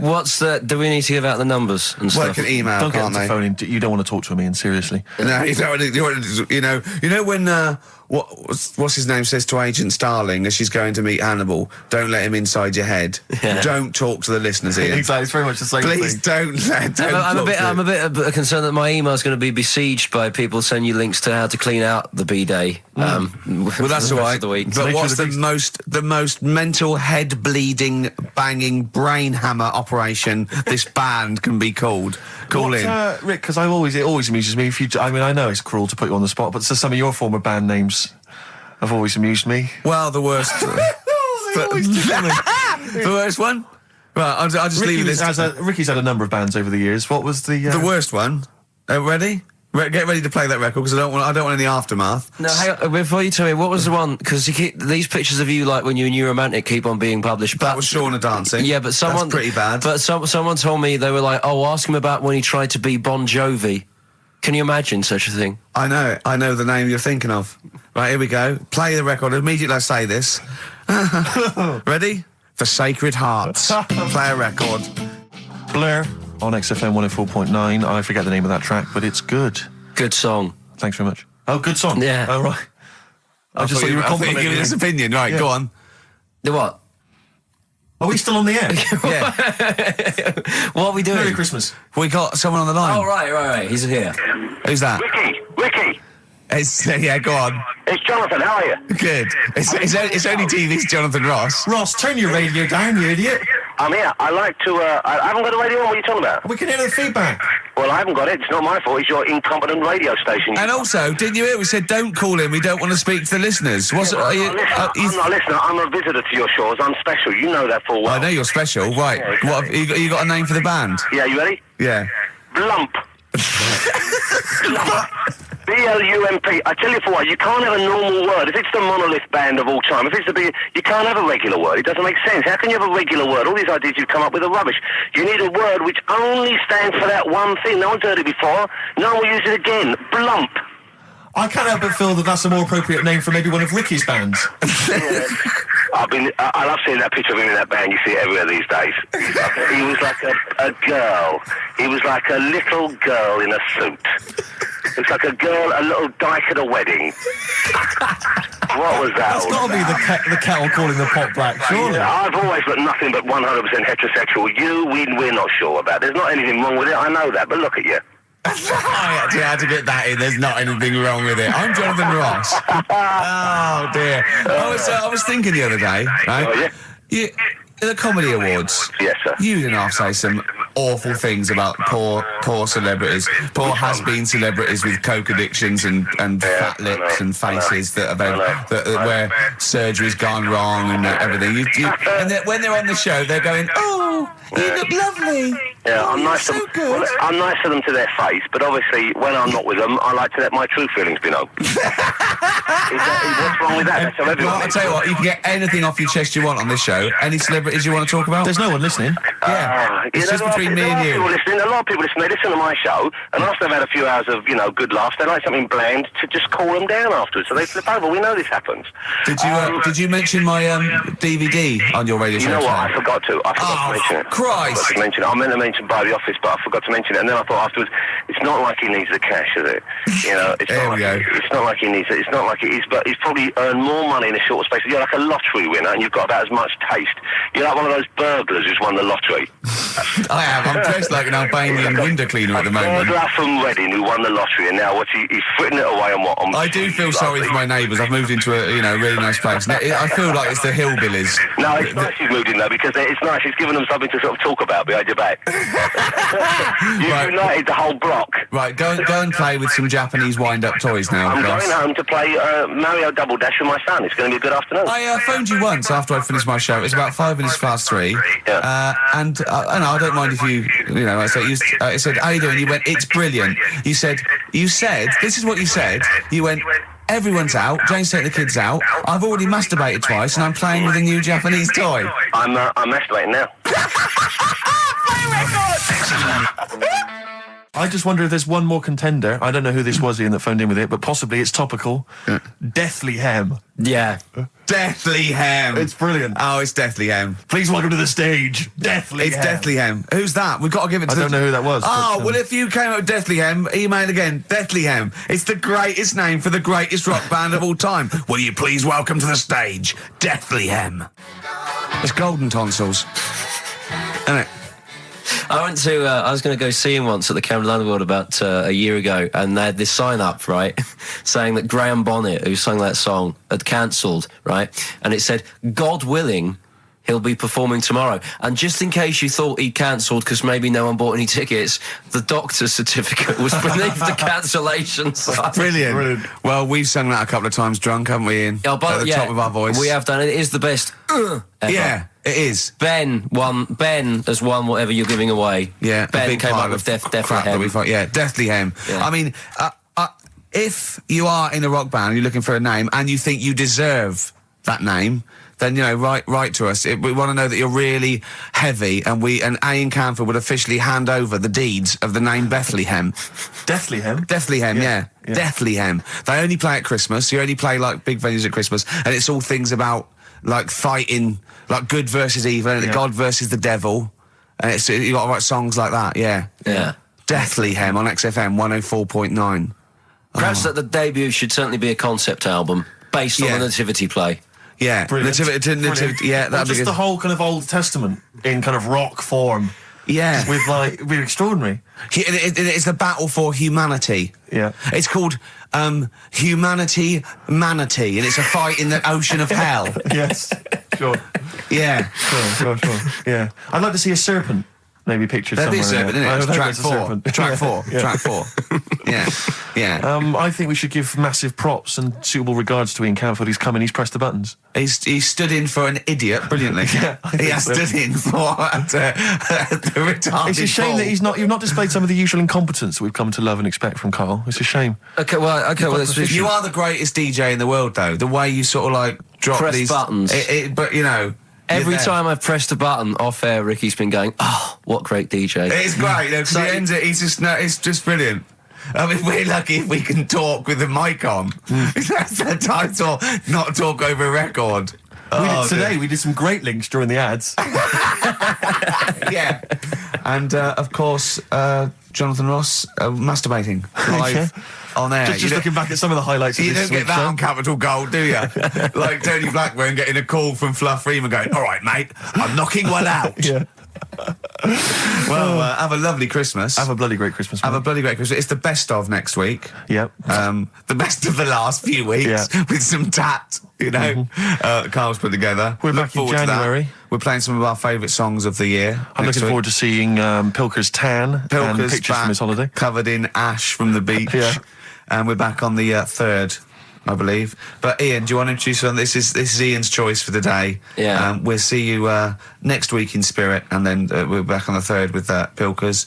Over to you, Kampf. Enough of Jonah Louis. This is Paul Di'Anno, ex of Iron Maiden, doing Santa Claus is Coming to Town. Talking of sleeping, oh man alive, I went to see the last part of the Lord of the Rings trilogy.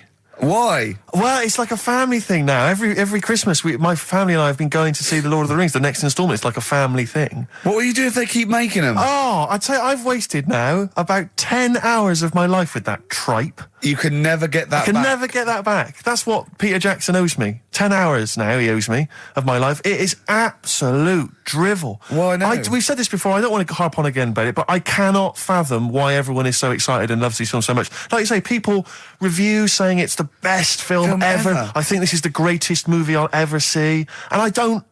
It's like they go, oh, but look at all the fight sequences. But Tolkien being up there in literature, like, you know what I mean? It's sort of like Shakespeare, Tolkien. No! Yeah. No. But what is it that he's writing about exactly? I don't know. Little midget fellas who can't get shoes. I mean, I've got big feet. I've got size 14. I can get shoes. Oh God! Send off from mail order. I know it's like Harry Potter taken seriously. Yeah. But I know who's watching it. It's like these people who are watching it are obviously nerds, people who live in Forbidden Planet. They love it. They can't believe their luck. But It's that's like, the core audience, but it's obviously bigger than that. but then it's also people who can think they have a go, like menopausal women thinking, well, I'll write a book then. the Globplin came into the cave. Exactly. Right? And they're sort of like 13-year-old sons who've never shown interest in anything except glue now writes Orc Yeah, exactly. on his exercise book, and so they're loving it. It's like, it's sort of uniting, bringing people together. But at the end, right, I mean, it's taken them now like 9 hours to get from one part of Middle Earth to the end, to the other end, so they can destroy the ring, the evil ring. Did they do a line? Was it? I don't know what they... Like those little Chinese fellas. And it's taken them 9 hours of their time and my life as well to get there. And at the end, they all say They goodbye do it in to each real other. time. Why didn't they edit it?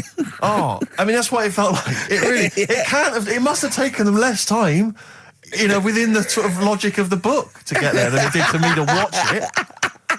And at the end, they sort of say goodbye to each other and they all hug. So there's like, you know, there's little midget one, you know, Frida, saying goodbye to, you know, Bjorn. What are and they Benny. called in the thing? Because are they PC in it? Are they called like midgets and dwarfs? No, they're called hobbits.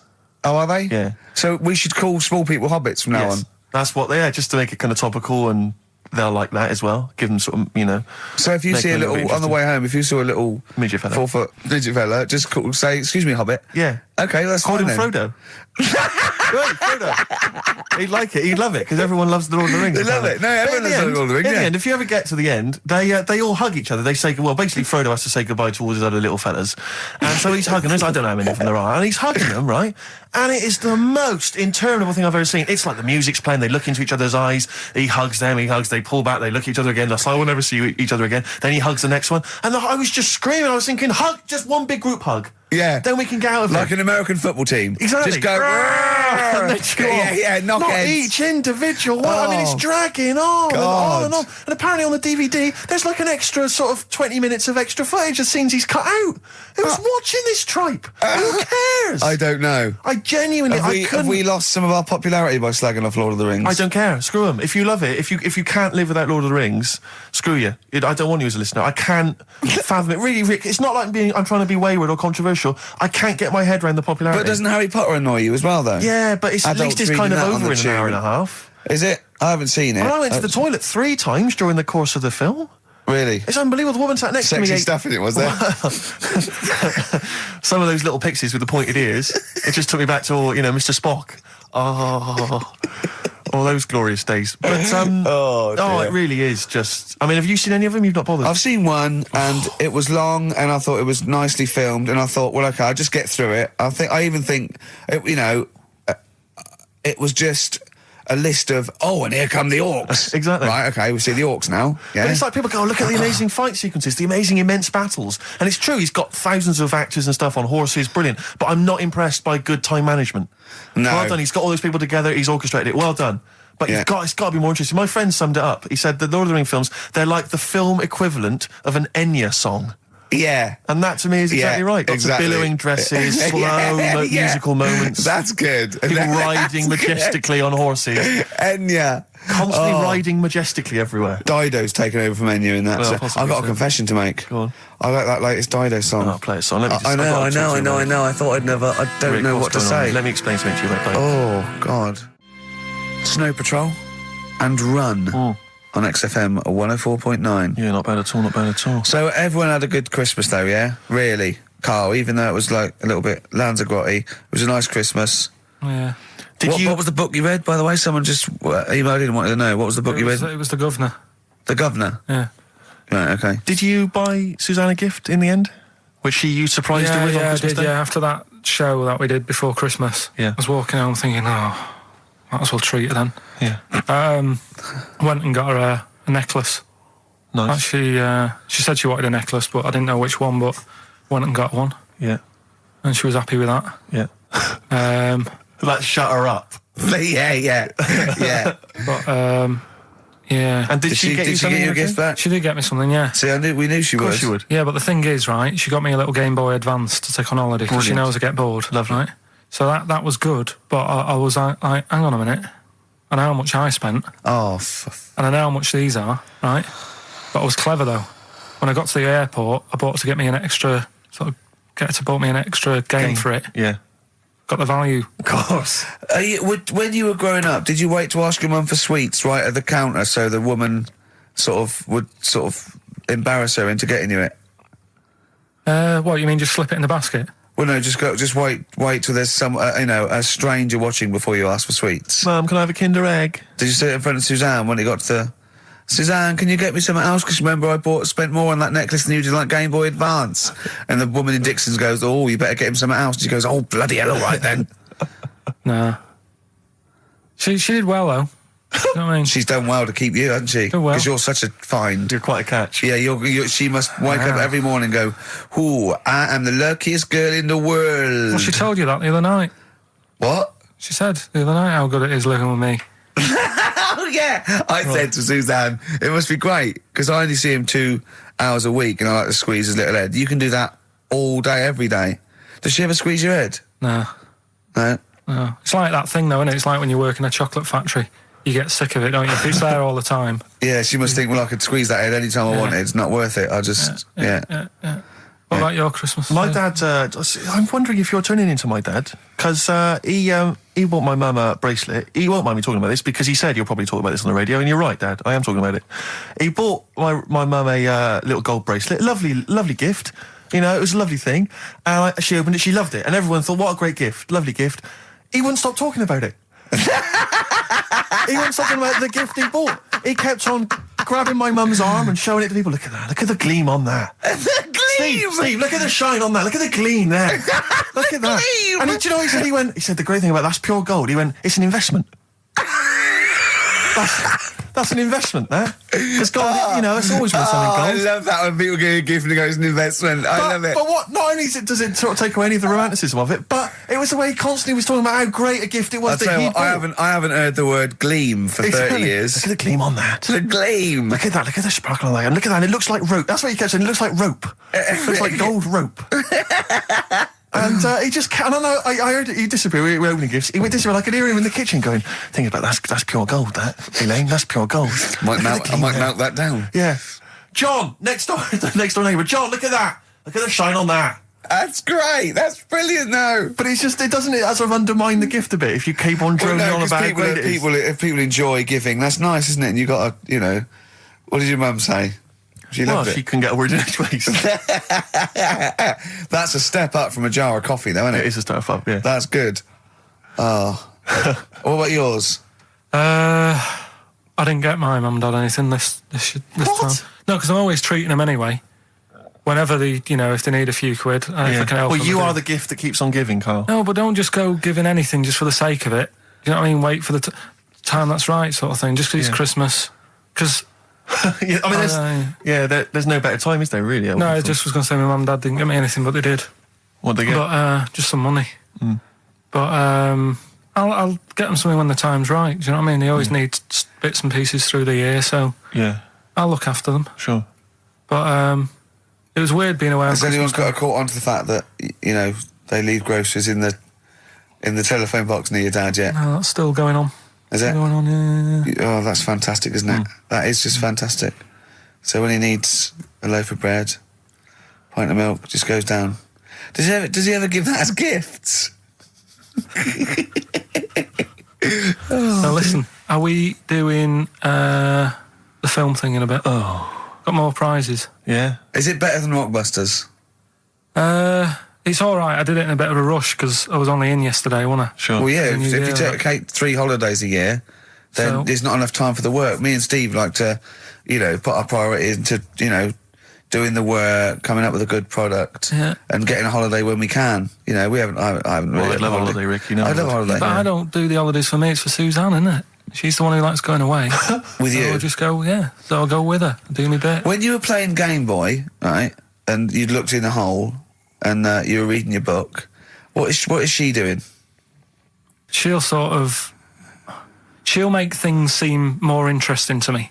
Do you know what I mean? So, like, when we're at the Owl, and the bus driver said, you've got an hour here, I said, why have I got an hour here? I go to a funeral with someone who I loved in the ground and don't spend an hour around it. Why do I want to... Do you know what I mean? Why do I want to spend an hour looking in this? Wasn't that terrible when your auntie just shot up in all this magma?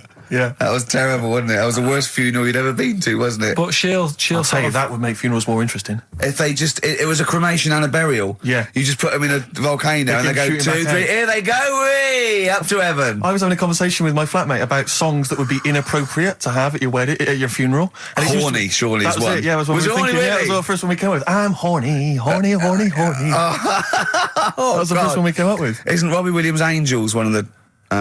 Yes. Biggest and ones. I think Wind Beneath Your Wings, Yeah. I think is apparently quite popular. Oh, yeah. Yeah, I play that on Auntie Nora's. Can't you? Bit of Boston. Yeah. A bit of who? Busted? Boston, more than a Boston, feeling. right. It's much more than a feeling. Boston, more than a feeling. XFM 104.9. Well, another big moment here. We've had Rockbusters. Now we're going to have Carl's film quiz thing, isn't it? Yeah, it's a film quiz thing. I've done Planet of the Apes, right? Because one of the things we did in Lanzarote, went on this tour with sort of 3 northern blokes, and they didn't really know what they were talking about. Joking. You're joking. What? Northerners not knowing what they're talking about. You're having a laugh. No, they'd obviously sort of not had much luck here, right? And thought, let's go over to Lanzarote, buy some vans, right? Get people in it. We'll do a tour of the island. And whenever someone asked the question like, what year did the volcano happen? They go, oh, we'll take you to the visitor centres. You can read about it there. So they never actually answered anything, right? So they were useless. But one of the things that they told us was that Planet of the Apes was filmed in Lanzarote. Right, okay. Right? That makes sense. A bit of it. Well, does it? Does it make sense? Well, what do you All right, mean, well, maybe does it was, maybe it wasn't. Okay, anyway.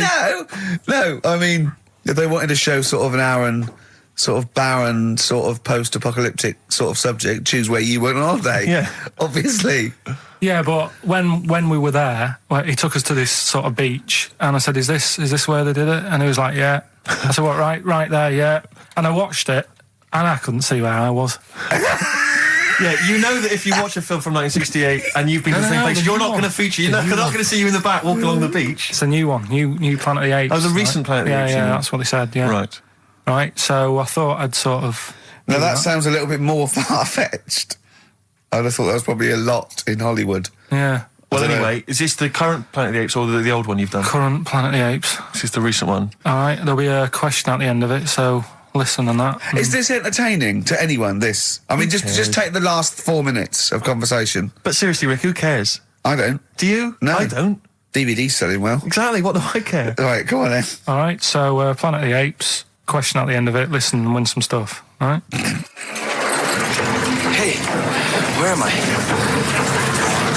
What is this place? Hang on a minute, I'll have a look.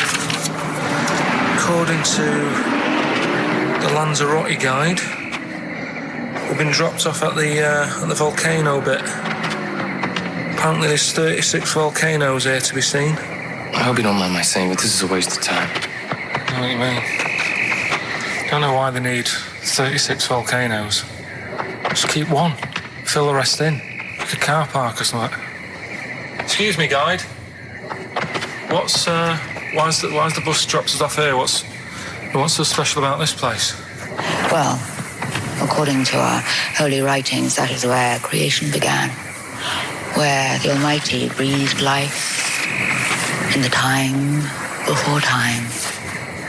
Wow, it's amazing that, isn't it? All this has been stood here for years and years. What about the coffee shop there? Is that old, is it? Well, nothing. You're out to rip us off. I raised about £4 for a coffee there. Always ripping people off. That's what annoys me with these trips. You get us in the middle of nowhere, we die in a thirst. Well, I'm not able to do without. The reason I've come here, I believe this is where they did Planet of the Apes, innit?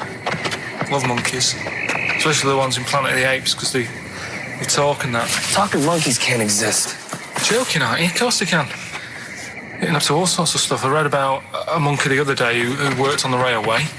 Right, there was another one about a chimp that did a bank job and went off to Spain to sort of... Shut up! Oh, yeah. What is that? Little monkey fella. It's come from that little coffee shop. It's been serving coffee. Now that is worth paying £4 for. No, you're teasing him. I'm not teasing it, it's working, isn't it? It's serving the we want some coffee. Get us some coffee. I've heard about this. You can buy coffee that's been sort of hand-picked by monkeys. It's like Coffee Mate, except it's more sort of coffee primate, yeah? Hello, little fella. We want coffee. What do you mean, we? You're gonna have a coffee, aren't you?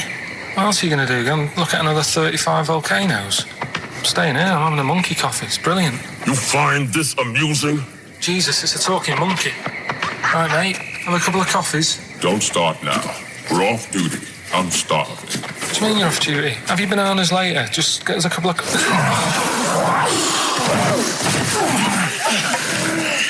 Right, I understand that you're tired and you've probably been on your hands all day. Just forget the coffee. You go and get some lunch.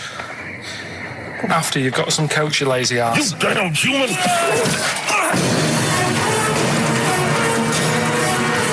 Powerful. Lovely.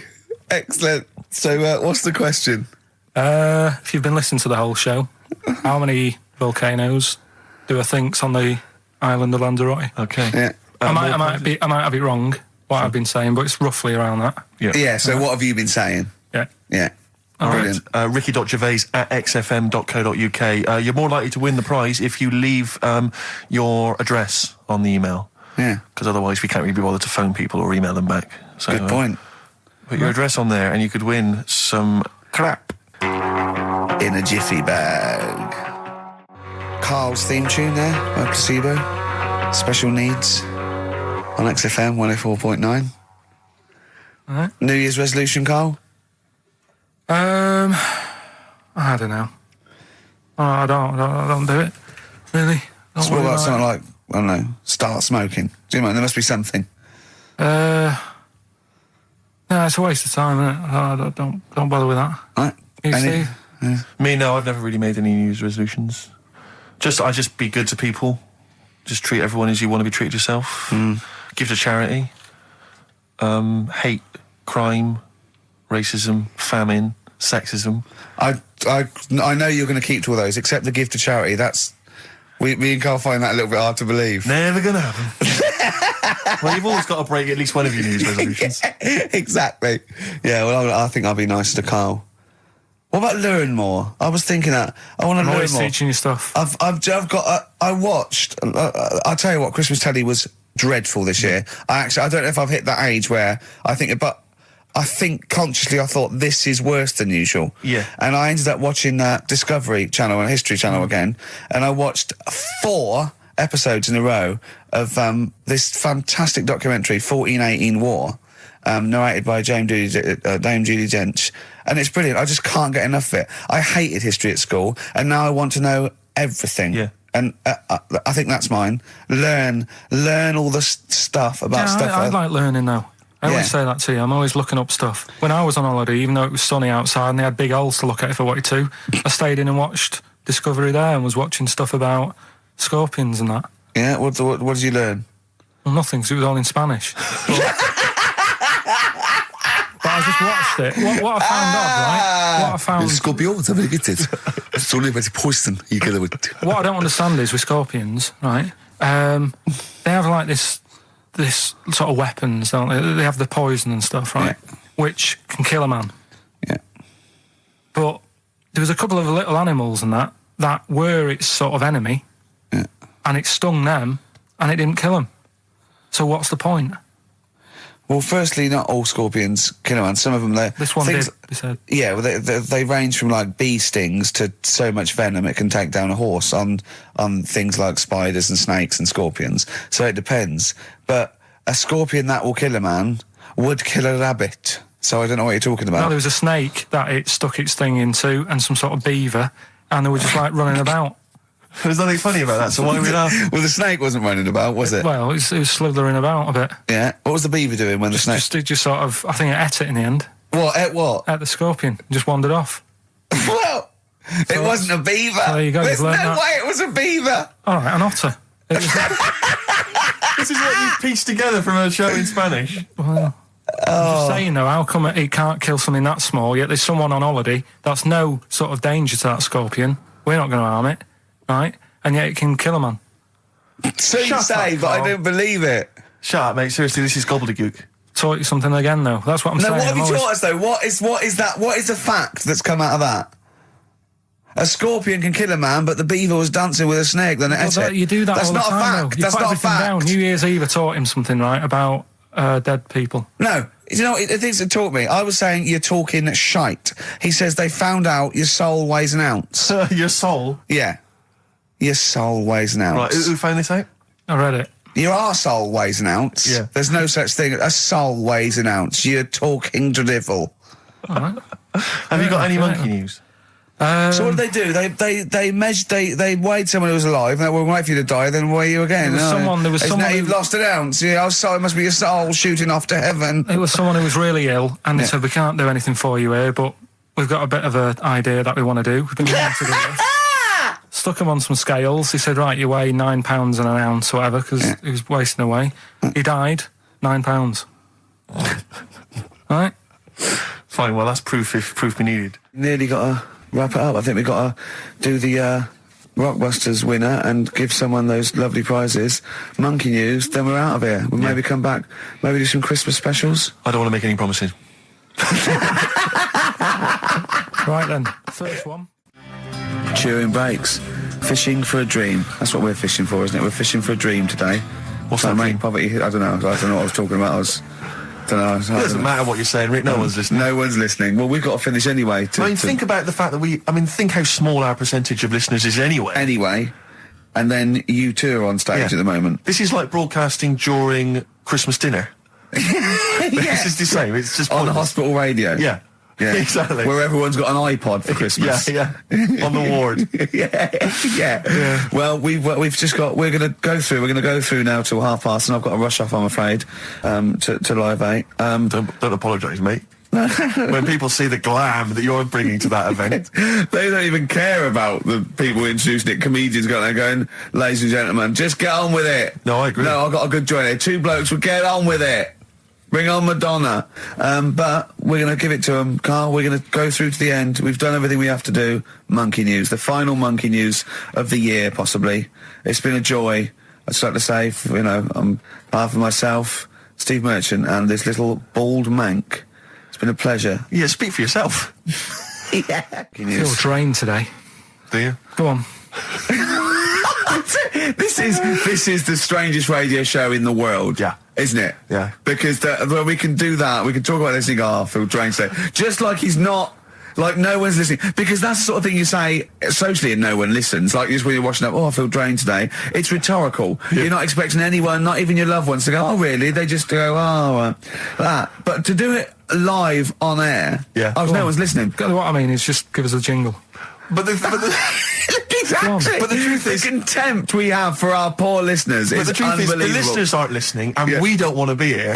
So this really is one of the most pointless things ever. No, would have been quite happy to do a full show. But you know what? The flow of it's just. I would love to listen to this back in 10 years. This actual show. Let's keep this forever. Let's keep this show forever. The show we went early. We were bored. It was a day we're trying to save Africa, but we're a little bit annoyed that no one's listening. Yeah, right. Right, once and for all, the final monkey news of the year. Oh, go on. What were you going to say? No, I was just going to say, if you're not into the Live 8 and you're gay, you're not listening, because you're on a walk.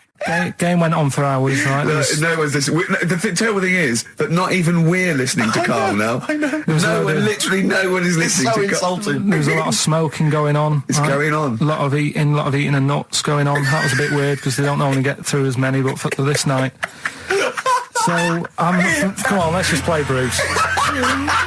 Goodbye, everybody. See you maybe at Christmas time. Goodbye. That was the record before us, and here we are, pre-recorded, because we did this a few weeks ago, because we're not here at the moment, are we? We're away on that. I'm Ricky Gervais, with me Stephen Merchant. Hello there. And Karl Pilkington. He's not actually with us. He'll be in some of the best of clips that will be coming up shortly. Yeah, this is just us, isn't it? This is just us. We did this. When did we do this, Rick? A couple of weeks back. Hold on, what is it? What It's the day? 27th today. Yeah, I enjoyed Christmas. I loved Christmas. I loved Christmas. I had a great time. What do you get? Loads of presents. So did and I. I'm glad they made it to number one. I'm really glad. Stroke, he, she. Yeah, I'm really glad that the pop idols, Cliff Richard, Westlife, made it to number one. Bo Selector. Yeah, just delete that. Yeah. Okay, well, we're going to play some of the best of, some of the greatest moments of the last 3 weeks. Yeah. Ever heard on XFM 104.9. What about this? Do you remember this one? Oh, which one is it? All right, so here's the first bit. When we were talking to Karl in the week, things we're talking to Karl is that you come up with something that's sort of like, quite innocent, and he goes, well, once, right? And you realise that it's comedy dynamite. He doesn't know it, but we want to go save it. And he let out, you were filling in a form, weren't you? It was all like your girlfriend thinking you're a div. And it's happened before, isn't it? Because she came home and you'd filled out a form to get a job once, hadn't you? Yeah. What was that for? Granada Telly. And on it... Well, let Karl explain. Yeah. You see, this is what annoys me with job applications, because rather than just saying, do you want the job and what can you bring to this business? Yeah. Do you want the job is a good one. Because the thing is... That's sort of the one for the boys. No, listen, right? Because if they say no, I don't think they want the job. Yeah, but listen. Go on. I mean, I presume with what you do, you have to take people on and stuff. What, in a fight, you mean? You know what I mean? Yeah. And I think it's more important that you're willing to graft and put the hours in. Sure. Than say that, you know, you did well at school. Yes. Sure. Because if I wanted to, I could have done well at school. Of course. I just didn't want to. Yeah. So where's this going? So you had the application form. So when it came to the qualifications bit and that, I couldn't fill them in because I didn't have my qualifications.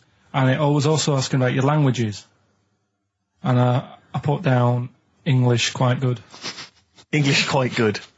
And his girlfriend came over and seen the form that he'd sent off. This was a copy of it. Yeah. And so she went, oh, you know what I mean? So that's what started, you know, the disappointment. So they're going to get that and think that you're not English. I don't think I've got it. It was ages ago. Right. How long ago was it? Oh, well, it was when I was still in Manchester, so 5 years ago. I don't think you've got to know.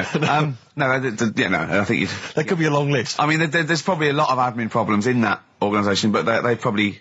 But what I meant by it is that I can speak English, but I don't know all these long words that people use all the time. Yeah. Oh, God. Oh, can I just tell this quickly?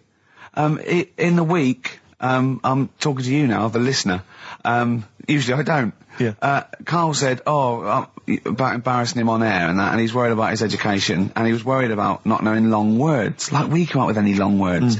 And he said, no, I was scared, you were going to ask me something about, someone, and he's a Eastern European leader. His surname is Milosevic.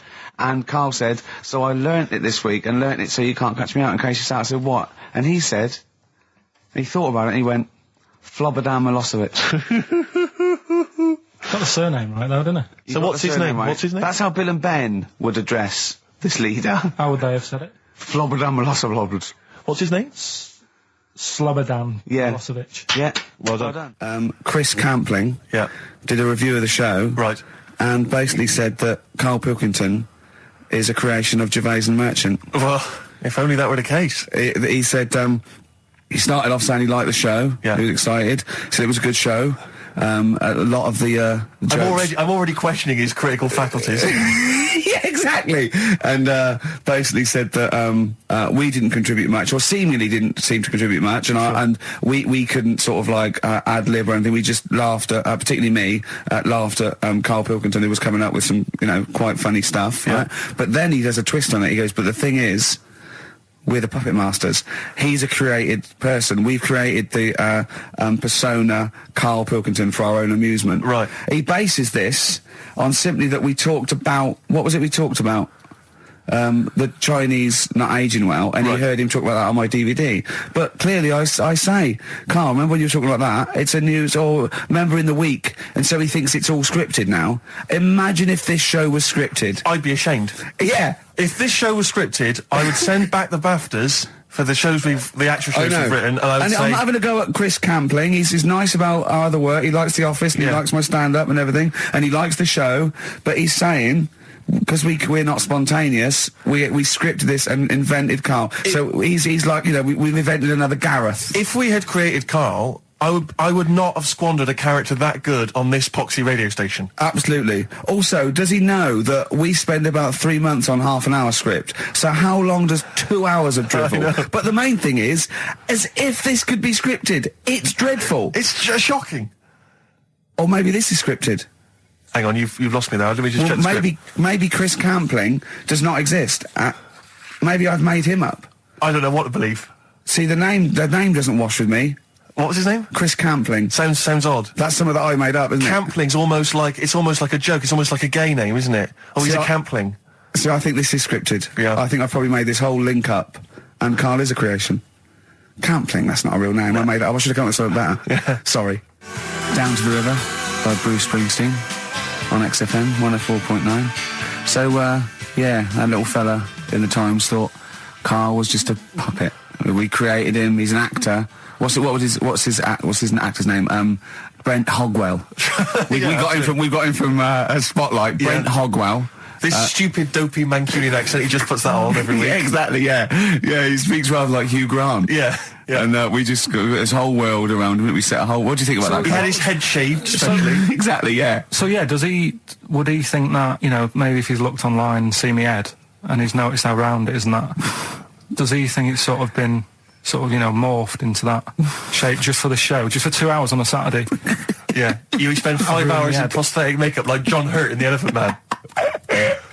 Everything about him was made up. Yeah. We created him, because I remember coming up with Auntie Nora. Oh, yeah. You said, Rick, we need another character. I said, what about giving him an Auntie Nora? Doesn't sound convincing, I said. Yeah, and you said, what is it about? I said, well, I don't know, she farted for 5 minutes and she's got a fanny like a split tennis ball. No one's going to believe that. Yeah. Oh, that brings us neatly... Well, let's put that to bed now. So, Chris Campling, honestly, we do not script this shambles of a show, and Karl Pilkington really is like this. If you want, you can meet him. I'd love to send Karl for a drink with Chris Campling. Can we do that? And then he'll eat his words. Chris, if you're listening, honestly, this isn't a stitch-up. As I say, I'm not having to go at you. It's a very well-written article. It's very, very fair. You're just complimenting him on his grammar. Yeah. It's a very well-written article. No, I'm saying we're not having to go. Beautifully. It's not like he snagged us off. I would just love him to meet Karl Pilkington. People in the street come to me and say, is Karl like that? And I so want them to meet him. Yeah. Or maybe he can send in, if he's online, he can send in 5 subjects for Karl to talk about that we couldn't possibly know about, just so he knows that we just really do throw things at Karl and that drivel comes out. Imagine if it was scripted. What?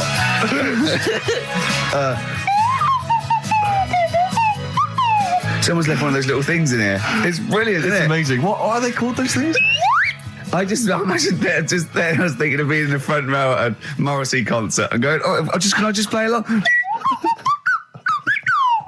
They are brilliant. I don't know what kind of sound that is. I don't know. It's only used for when Kenneth Williams sees someone undressing.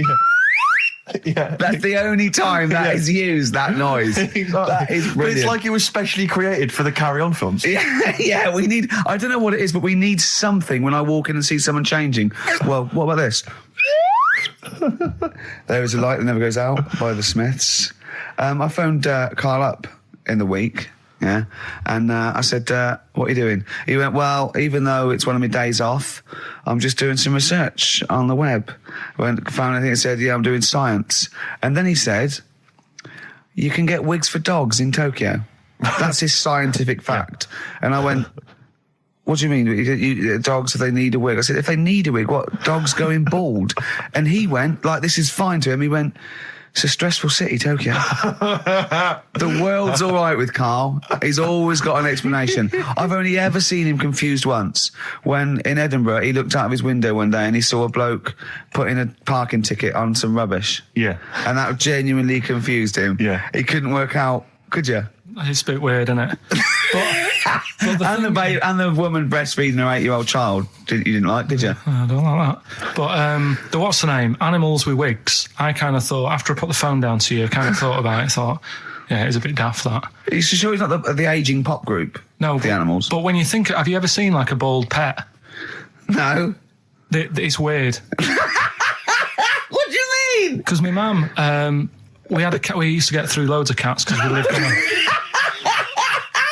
Oh, God, it started early today, isn't it? What do you mean? It's only 10 past one. Because What are you doing? Running a restaurant? We lived on. Oh God! What do you mean? No, we lived on like a main road. Oh yeah. Right? So we used to get through a lot of them. My dad It was kept their saying, risk. stop wasting money. It's not Stop good. wasting money, not wasting cats. Right. So anyway, we had this cat that was ill all the time, and It's just bag of nerves, probably. Yeah, malingerer. Yeah, I'm terrified. I'm going to which house? Rome. Oh God, bloody hell, Rome. Don't let me go to the Pilkingtons. and it, for some reason, it kept being sick all the time. Right? Yeah, that is nerves. That's definitely nerves. So my mum kind of thought, I've had enough of this, and she shaved it. Whoa. Now I know you're not vets in your family, but what correlation did your mum think there was between you being sick and shaving it? Because it kept being sick, and it was a pain to wash because it kept getting So caught she up. wanted a dry wipe cat. So Why didn't she just varnish it? What? it's weird. It's weird. though. So now he's cold and sick. No, but not all of it. She left sort of the back half, but sort of from its waist, sort of. I love that. Shave it because it's sick on itself. And That is it was the genius. weirdest looking thing. I mean, normally I like cats. I'm always like giving yours a stroke on the head and that. Yeah. But as soon as she did that, it was like, oh, Yeah. can't touch it. And then So now it's sick, cold, and hated. Yeah. Carl. It must have, the other cats must have been taking the mick out of it constantly. It's just making things worse. I'm hoping that it got run over and was put out of its misery. no, I think it got all right, that one. Or is that the? Yeah, it did get run over. It did. Oh God. Oh dear. How many cats do you say you've got through? I'd say whilst I was living at home, I mean, it's still on the increase even though I'm not there. So whilst I was there, probably 5. God. Wow. Oh. Yeah. And were you upset each time, or you just got used to it? It's one of them things, isn't it? Like I've said before, when you first see something, it's a bit of a shock. Do you know what I mean? It's like the Elephant Man or whatever. Yeah. First time you see him, it's that sort of, oh, look at that. Do you remember the first time you saw Steve? No, I'm not being funny. Do you remember the first? Yeah, but I've said this before. It's always, then you get used to how people look and you don't... No. I'm going to burst. You have to play a record. No, but... Because I just see Steve's face. No, but I've got used to it. Shut up. This is XFM 104.9. I'm Ricky Gervais with me, Stephen Merchant. You're listening to the best of, basically, Karl Pilkington. Just check, because there are rules in place, aren't there? Yeah. There was a big bust up in the week. I'm only allowed to wind him up. I'm not allowed to wind him up socially now. I'm not allowed to... What am I not allowed to do socially?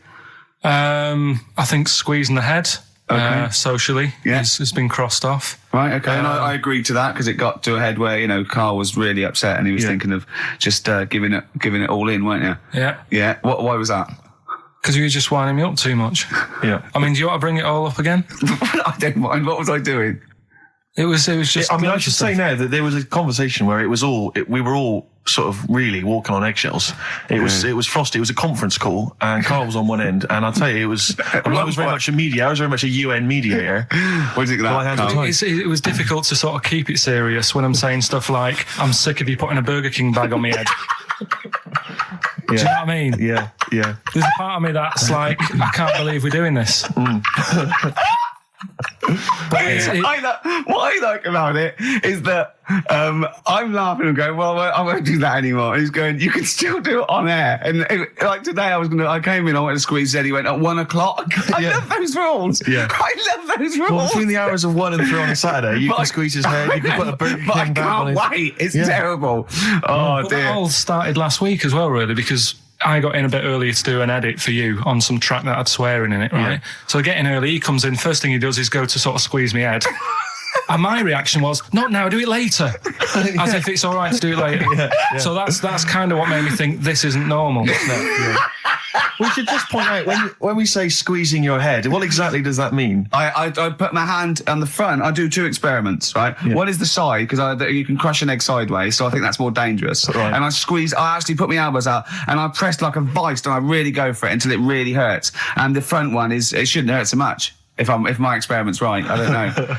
Well, it was all this that sort of, built up. Sure. And the research that you're doing there, Rick, is that going to be available online at some point? Well, that was the problem. That's what I was saying to him, because it kind of started last week.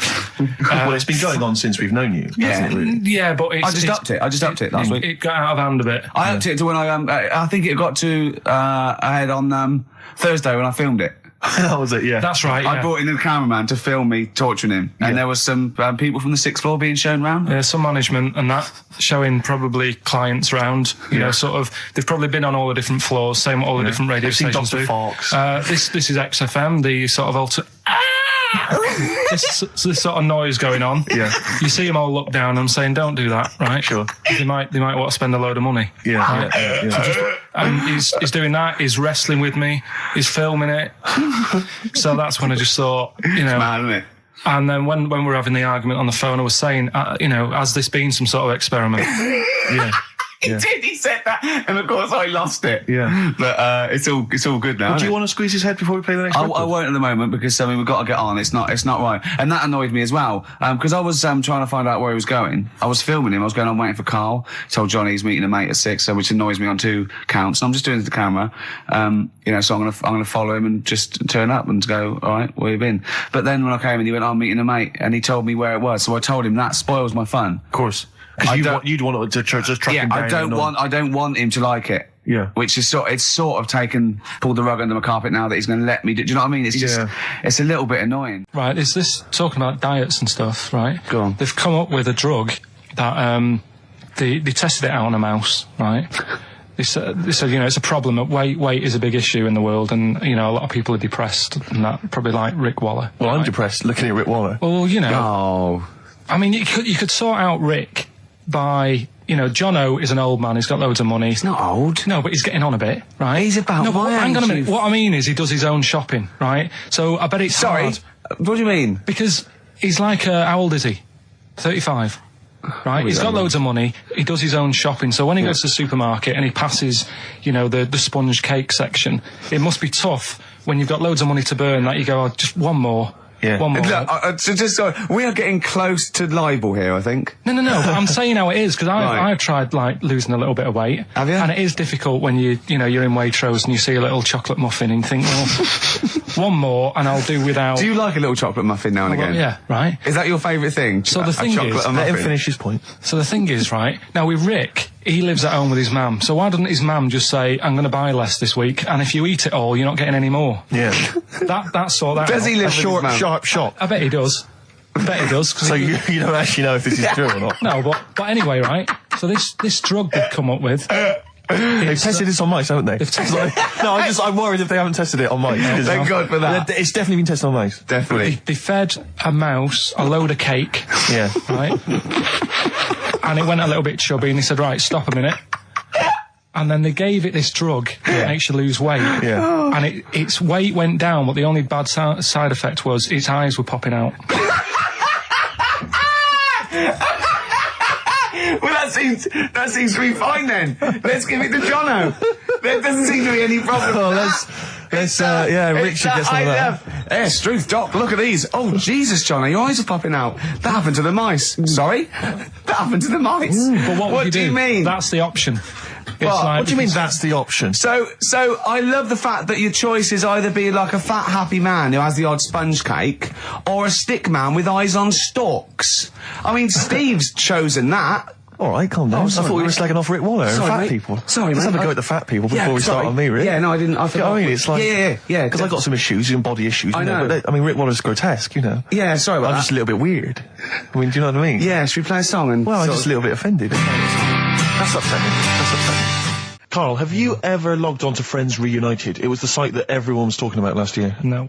Are you aware of the concept? I've heard about it, but there's no one from school who'd want to see it again, really. So basically, for those that don't know, you have to log on to his website, and then you can it helps you track down your old schoolmates if they've also logged on and stuff. And we took the liberty, really, of looking on the Friends Reunited site and typing in your school and trying to track down any of your old mates. We didn't get in touch with any of them, don't worry. We didn't do that. We're not going to surprise you with them now. No. But I was just interested to know, like, some of your thoughts on some of the names that I could run past you. I mean, these are people from your year. Just tell me if you recognise the names. Sarah Morris? God, yeah. Remember her? Go on. You're grinning. What's the thought? Go on. No, just, she was alright. She was a popular one. What does that mean? She was nice. Yeah. Okay. Okay, what about Darren Buckley? He was one of my best mates. Was he really? Yeah. Seriously? Yeah. What do you reckon he's doing now? Do you still keep in touch? When my mum and dad were still in Manchester and they had a butty shop, he used to go in because the Bucky's was next door. I love the way you paint a picture. If you did this in your history exam, Carl, you will walk it. Go on. So your parents had a butty shop, there was a Bucky's next door? Yeah, and he liked having a bit of a gamble, so he used to, I think he works for some insurance company. Do you think that his fiancée Beth knows he's got a gambling problem? Or that his 2-year-old son Lewis? No. Yeah, they live in Cheadle Holme. Cheadle Hume. He must be doing well. He's still supporting the Blue Army and frequents the shrine on a fortnightly basis. Funny thing with him is, right, when I used to stay over at his house, and his dad was a copper, and I remember his dad came down and said, right, I want to see you two. I was like, oh God, what's happened? And got us round the table. And he said, do you know much about drugs? So we were like, what's all this about? So he goes, you know, they're not good for anyone, you know, the stupid thing to get into. And we're like, yeah, we know. And he went, you know, do you?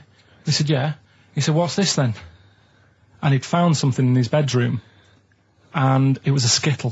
What, the sweet? Do you know little sweets with the S on it? And oh, really? Drugs. Yeah. So he said, well, yeah, it's a Skittle. Yeah, I know what it is. Oh, he was bluffing like that as a slang word. Yeah, he thought because he was a copper, he probably had to be down with all the terms and that. So we said, oh, it's a Skittle. And he said, yeah, I know what it is, but what's it doing in your bedroom? Oh. It was like, no, it's a toffee. So, Darren there. Yeah, I know, it's a toffee, it's a squib, it's a, yeah. Well, do you know what happened to me on the way in? Go on. A homeless person called me a dickhead. How did he know? Do you know him? Is that what? He's like the local big issue fella. Oh, yeah. Yeah. And he knows me, he sees me walking up and down the street. Oh, that's how he knew you. Right. So normally I have a bit of a chat with him and that, and I walk past him, and you know, I can be a little bit cheeky with him because I've been cheeky with him in the past with stuff. You pinched his arse. No, just, you know, saying stuff like, God, you're always there, I mean, you got home to go to, and stuff like that. Yeah, no, just breaking the ice, No, but he knows, and he'd laughed at that, right, last time, so I thought I can be a bit cheeky, right?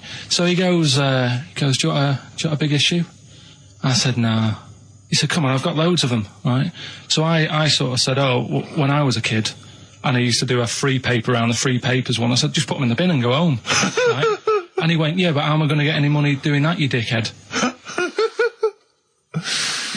You see, I can see his point. He is homeless and having to sell newspapers to get 50p or a quid or whatever.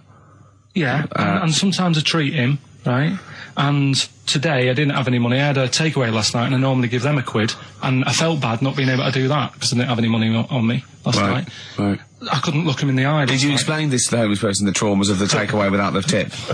Did you explain that, you know, you've had it hard as well? I go, look, you don't. I had food delivered to my warm flat. Yeah, it was a nightmare. You don't know what that's like. You don't know what the trauma is because you can't have food delivered to your flat because you haven't got one. So please don't look at me like that. You should have said. But most people ignore him. At least I gave him a bit of acknowledgement and sort of... took the mic. Yeah. I didn't think I was. I just was being friendly. Yeah. No, I know. You got to be careful with the homeless because this is true, and this is you know when the clocks went back recently, so you got an extra hour in bed. Yeah. And I was at Cash Point with a friend of mine, and there was a homeless person sat by the Cash Point, and you know, we would get some money out, and she said spare some change, and my friend thought, oh, he's a bit awkward, he's just trying to make conversation with her. He went, oh, clocks go back, extra hour in bed.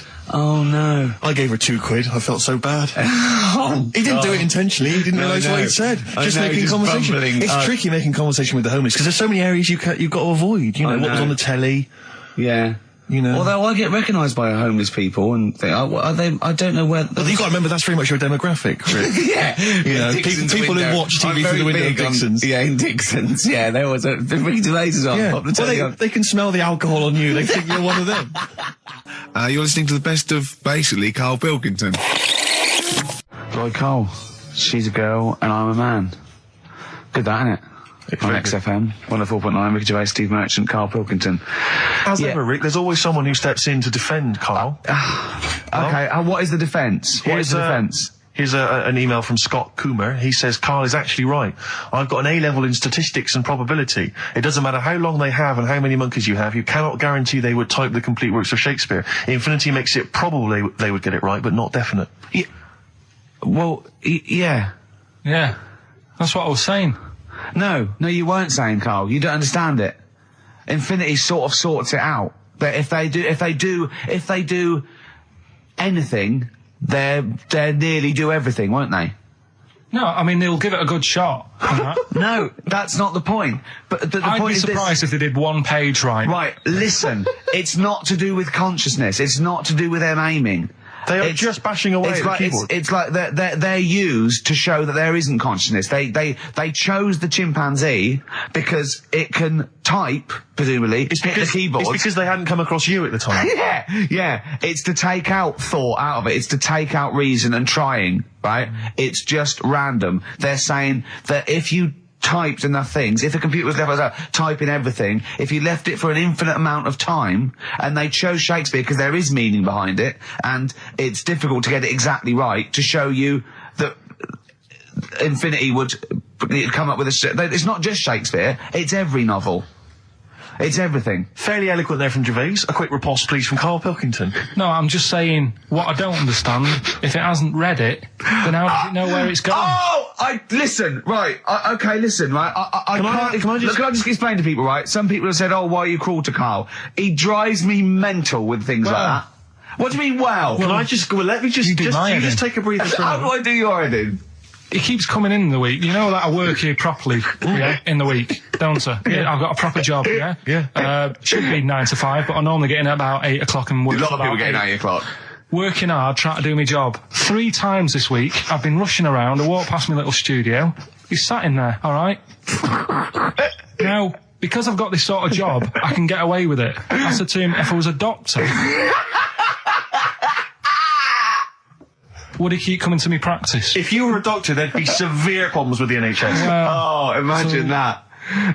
The standards would have lowered so much if you can arrive at the hospital you're a doctor. Pop in, I'll go to lunch, don't we? We have a little lunch break, don't we?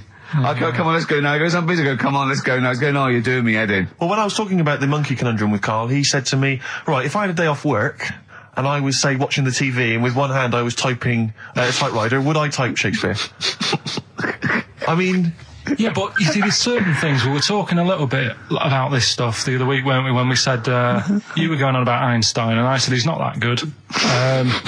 E equals MC squared. It sounds good, but I've never used it and that. Right? I've never used it! You haven't used 2 and 2 equals 4, Karl! The fella with an apple fell on his head.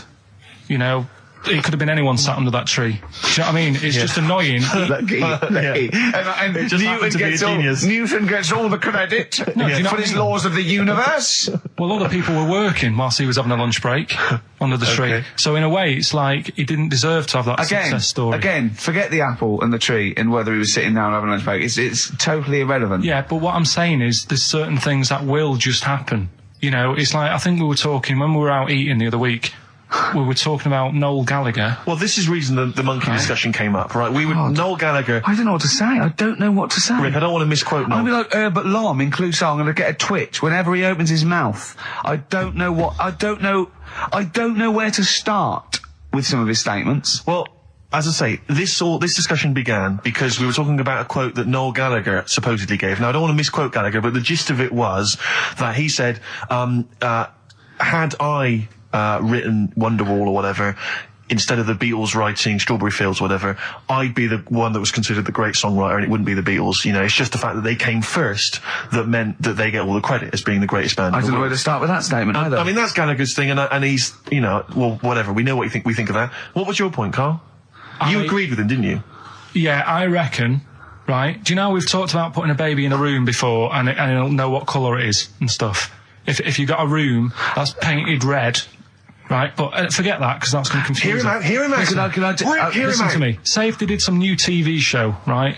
Like, what's that film with Jim Carrey in where the Truman Show? The Truman Show, right? So they make up a little room and some woman has some kids and you say, right, let's put the kids in this room, and they don't know what's going on outside. They don't know anything about, like, EastEnders and that. It's like their little world, right? They don't know anything that's gone on. How could a child survive without EastEnders? Right, listen. So he's sat in the room, right? And then when they're all asleep, right, Wait for this bit. someone Have you heard this? Yeah, bit? wait for this bit. They're all in a room. Yeah. They're asleep. Yeah. someone pops in, puts a guitar next to the bed, right? Nips off out again. They wake up in the morning, and one of them goes, "What's this?" They don't even know it's a guitar because they've never seen one, right? They're talking English, though. Yeah. We just left guitar out of the vocabulary. Right, so There's plenty more to come. one of them will pick it up, and they'll go, "I don't know what it is," and they'll start strumming. They'll go, "That sounds good, doesn't it?" Give them a few weeks, they could come up with Hey Jude. Whereas, typing Shakespeare, a monkey that can't even spell... I see that. Listen, can't answer it. I might come with you, Rick, if that's all right. We've got to sort out that Christmas special as well. Yeah, no, sure. Alright, I'll see you later. I'm shooting off then as well. Cheers, Carl. In the week, I called Carl up. I said, "How are you, mate?" He went, "Not too bad." Now, as you know, his girlfriend's been away for ages, hasn't she? Covering the World Cup, the African Nations Cup. She's a sports journalist. Well, yeah. All right. Okay. I love the fact you're thinking, what does that mean? Like, well, she's not much of a journalist, Rick, to be honest. I've read some of her stuff. No, but she's not on air. She does stuff, you know. Yeah. Behind the scenes. Yeah. Sure. A lot of journalists do. You always want to make clear that you're not going out with Kate Adie. That's what you want to make clear, isn't it? Yeah. Now, so she'd seen none of the meteoric rise of Carl as a broadcaster. She's been away for the whole time a since you've sort of raconteur, become... a wit, Yeah. a cult figure, to be honest. And he hadn't told her this, so apparently he went home and she was sitting there, looking a bit grumpy. He went, "All right," she went, "Yeah." She went, "Should we go out then?" She went, "I'm not sure I want to go out with an idiot." Right? Oh, no! Yeah. And she went, "Loch Ness Monster. Why don't you just think? Of course the Loch Ness Monster lives in Loch Ness."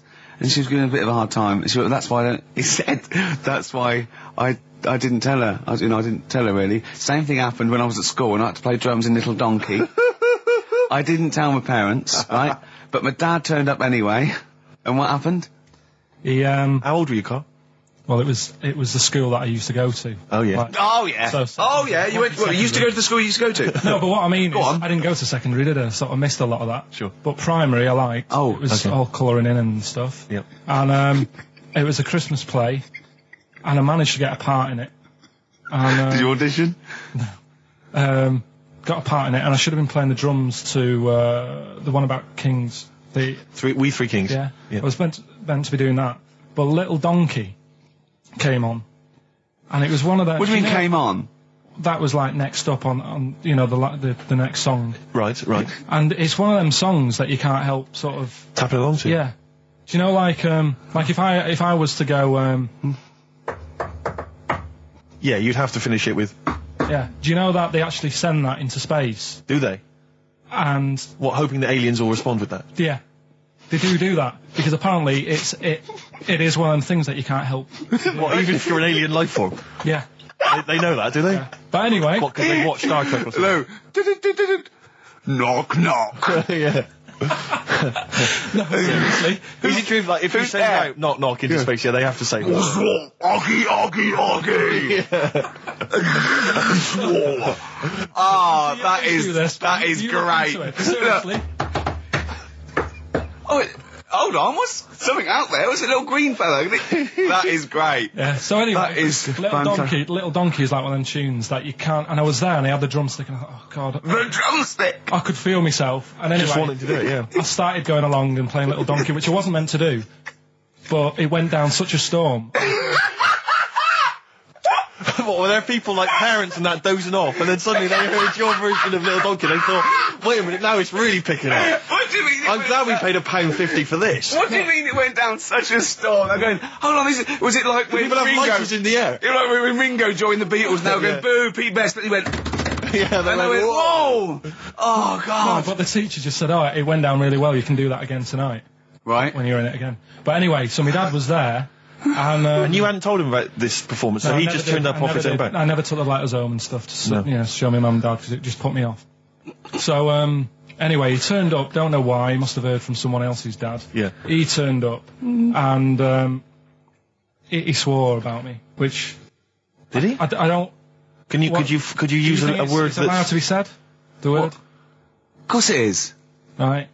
If you got a kid in the car or anything, you can turn it down now. Yeah. Right. But he said, there was a guy stood next to him with a camera, big video camera, filming it, and he said, "Yeah, film it, but try and avoid getting the twat in the hat in the shot, because I had one of those porters, you know, the little round pork pie hats on."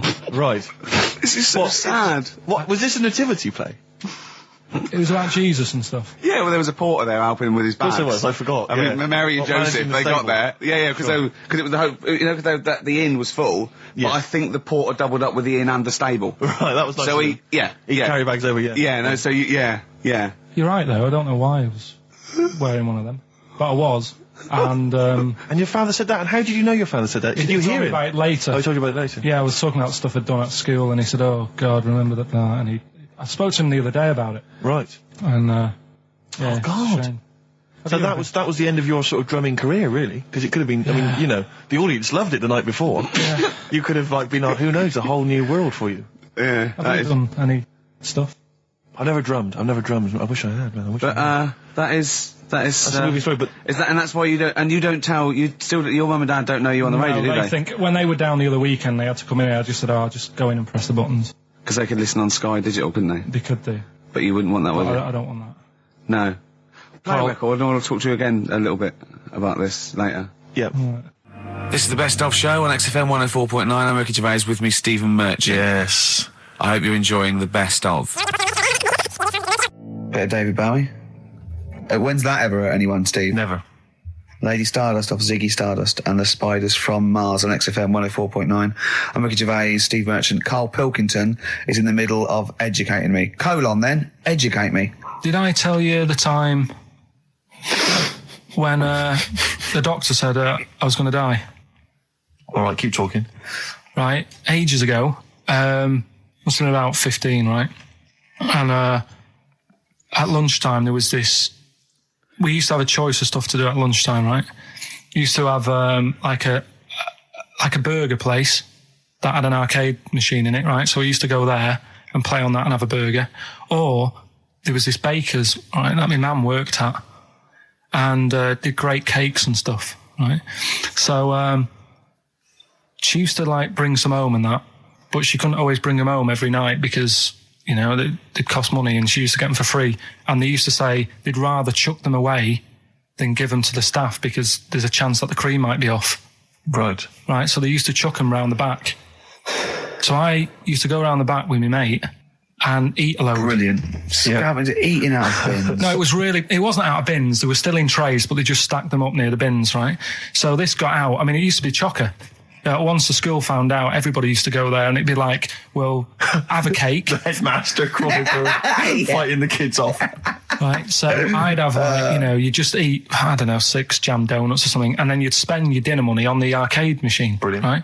So it was a good afternoon, really, right?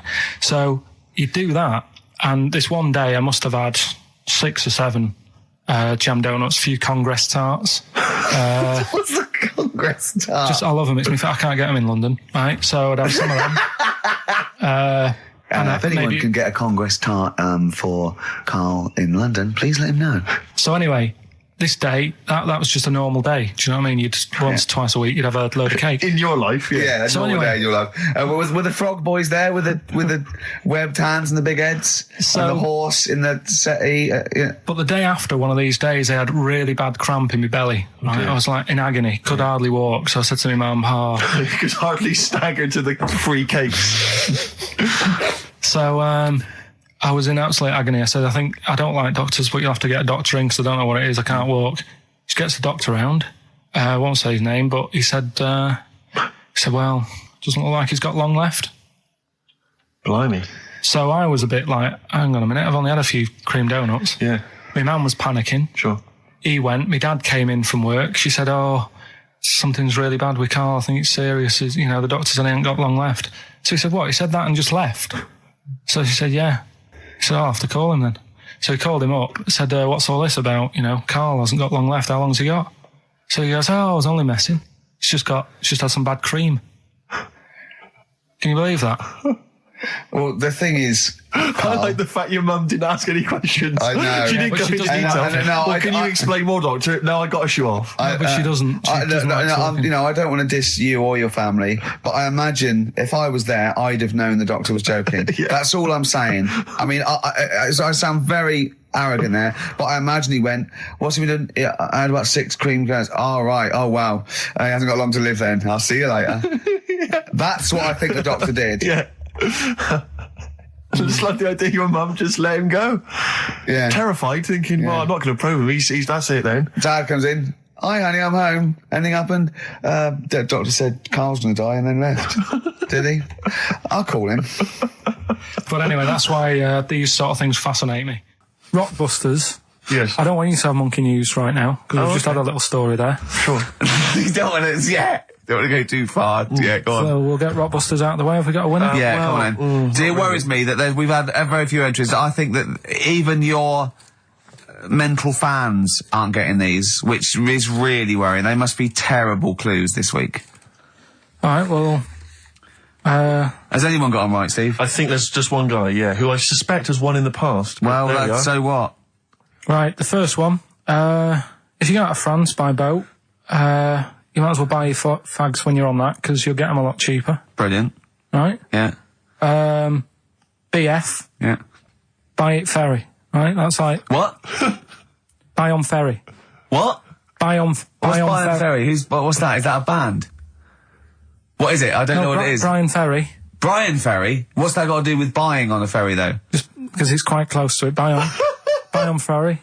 What? Buy on ferry. Sorry, what's your first language? The second one. That's rubbish. That doesn't count. No, Brian Ferry. Brian Ferry, buy on ferry. There's this little foreign cafe. It's growing its own steak. That's Delamitri. The third one. What? Sorry, what? What is that? What is that? Delamitri. Delhi is a little foreign cafe. Yeah. A meat tree and that. A meat tree? A meat tree? What were the initials for that? Just D for that. Just D for that? Yeah. So not DA? So you didn't even give them a chance to get the group? Well, they got it. Well, no. No, they didn't. Right, it's the end. Go on, right. Go on. Delhi meat tree? Delhi meat tree. One word. D. Or any letter. They're growing their own. M's in it. Go on. Okay, so Bayern, I love Bayern Ferry. And Oxford Music was brilliant. I love Oxford Music. Go on. Can I just point out, Rick, that we've David Bowie? Delhi Meat Tree. Yeah. I don't see why necessarily Aidan, who emailed in, why he doesn't get to win, because he emailed in dire steaks. Seems to me just as valid, as far as I can tell, but Delhi Meat Tree it is. And the last one, if there was a Jamaican fella on the Titanic... I'm looking forward to this. With a little bit of fear. Jamaican fella, if he was on the Titanic, he probably would have screamed this. Yeah. That's Christ de Berg. Oh, I don't know what to do. Stunning. So who's the winner? I'm not going to give it to anyone. I just don't... what's the Jamaican bit got to do with it? Just the D. Just Christ de Berg. Say it again? No, I think they've worked it out now. Say it again? Christ de Berg. And who's that? What? Who's that? Who's what? Who's Christ de Berg? Chris de Berg. Who's the winner, Steve? Do you know what? I'm going to give it to Aidan, because he just treated you with nothing but contempt. Steve Martin emailed in again. He got the first two, and then the last one he just emailed, I neither know nor care about this answer. I'm tempted to give him each one. Do you know what you've done there, don't you? Go on. You've put the nail in the coffin of Rockbusters. I warned you for 3 weeks, and you sort of bucked your ideas up for a little while. But Christ de Berg... Those are the worst you've ever done. The worst... Delamitri. So, and... didn't it just put D, and then Bayern Ferry. Bayern Ferry. Bayern Ferry. So, is that it then? Aren't we doing it anymore? Play record. Aren't we doing it anymore? I'm ashamed. You're an idiot. Are we doing it anymore? I'm just going to keep saying you're an idiot. Play it a Are record. we doing Carl, it have you learnt nothing from Dr. Fox? Yeah. That's another Sony out the window. Aren't we doing it anymore? What, you need to start working on it now because they're so good. You need to start working now for next Saturday. Aren't we doing it anymore? Just, I don't know. Aren't we doing it? Me and Carl went out, right? With me and Jane, Carl and Johnny and Gigi, wasn't it? Gigi, Is it important who went? No. Okay. But we're walking down the street. Carl was there, though, and he can back me up on this. We had a curry. We were walking back, and this little funny homeless fella, didn't he? He, I got to tell it before I go, didn't he? Yes. He came up to me, right? And he recognised it. And he came up to me and he went, he said, I've just nicked 5 of your DVDs from HMV. And he shook my hand. He was so happy with it. And I went, right, excellent. He went, all I do is I just swing the bag over the top. Like that when I'm going out, and he had a bag full of DVDs, didn't he? And he was so pleased to tell me that he'd stolen. That great. He said they're going like hotcakes. Yeah, he said they're going up. Of course they are. Yeah, you're nicking them. I know. We get paid for them, though, don't we? So not the stolen ones? Don't we? No. What do you mean? Did you sign them for him? I know you were, you idiot. What? So he just nicked 5. Yeah. Well, Yeah. And you say he was homeless, was he? Well, he don't know. Maybe. No. Surely, how would he have seen the show? He'd just walked past Curry's one morning. Dixon's. Yeah, that's any idea. Seen a trailer for it. I thought, interesting. I don't know if he was homeless. I didn't go into his home life. He shook his hand though, and but he made Carl look smart. Do you know what I mean? So how does he sell them? Where does he sell them? Does he go to people and go, "Do you want an Office DVD?" They're not nicked. Yeah, £4. Yeah, exactly. Are these stolen? No. No. They've still got the tags on them.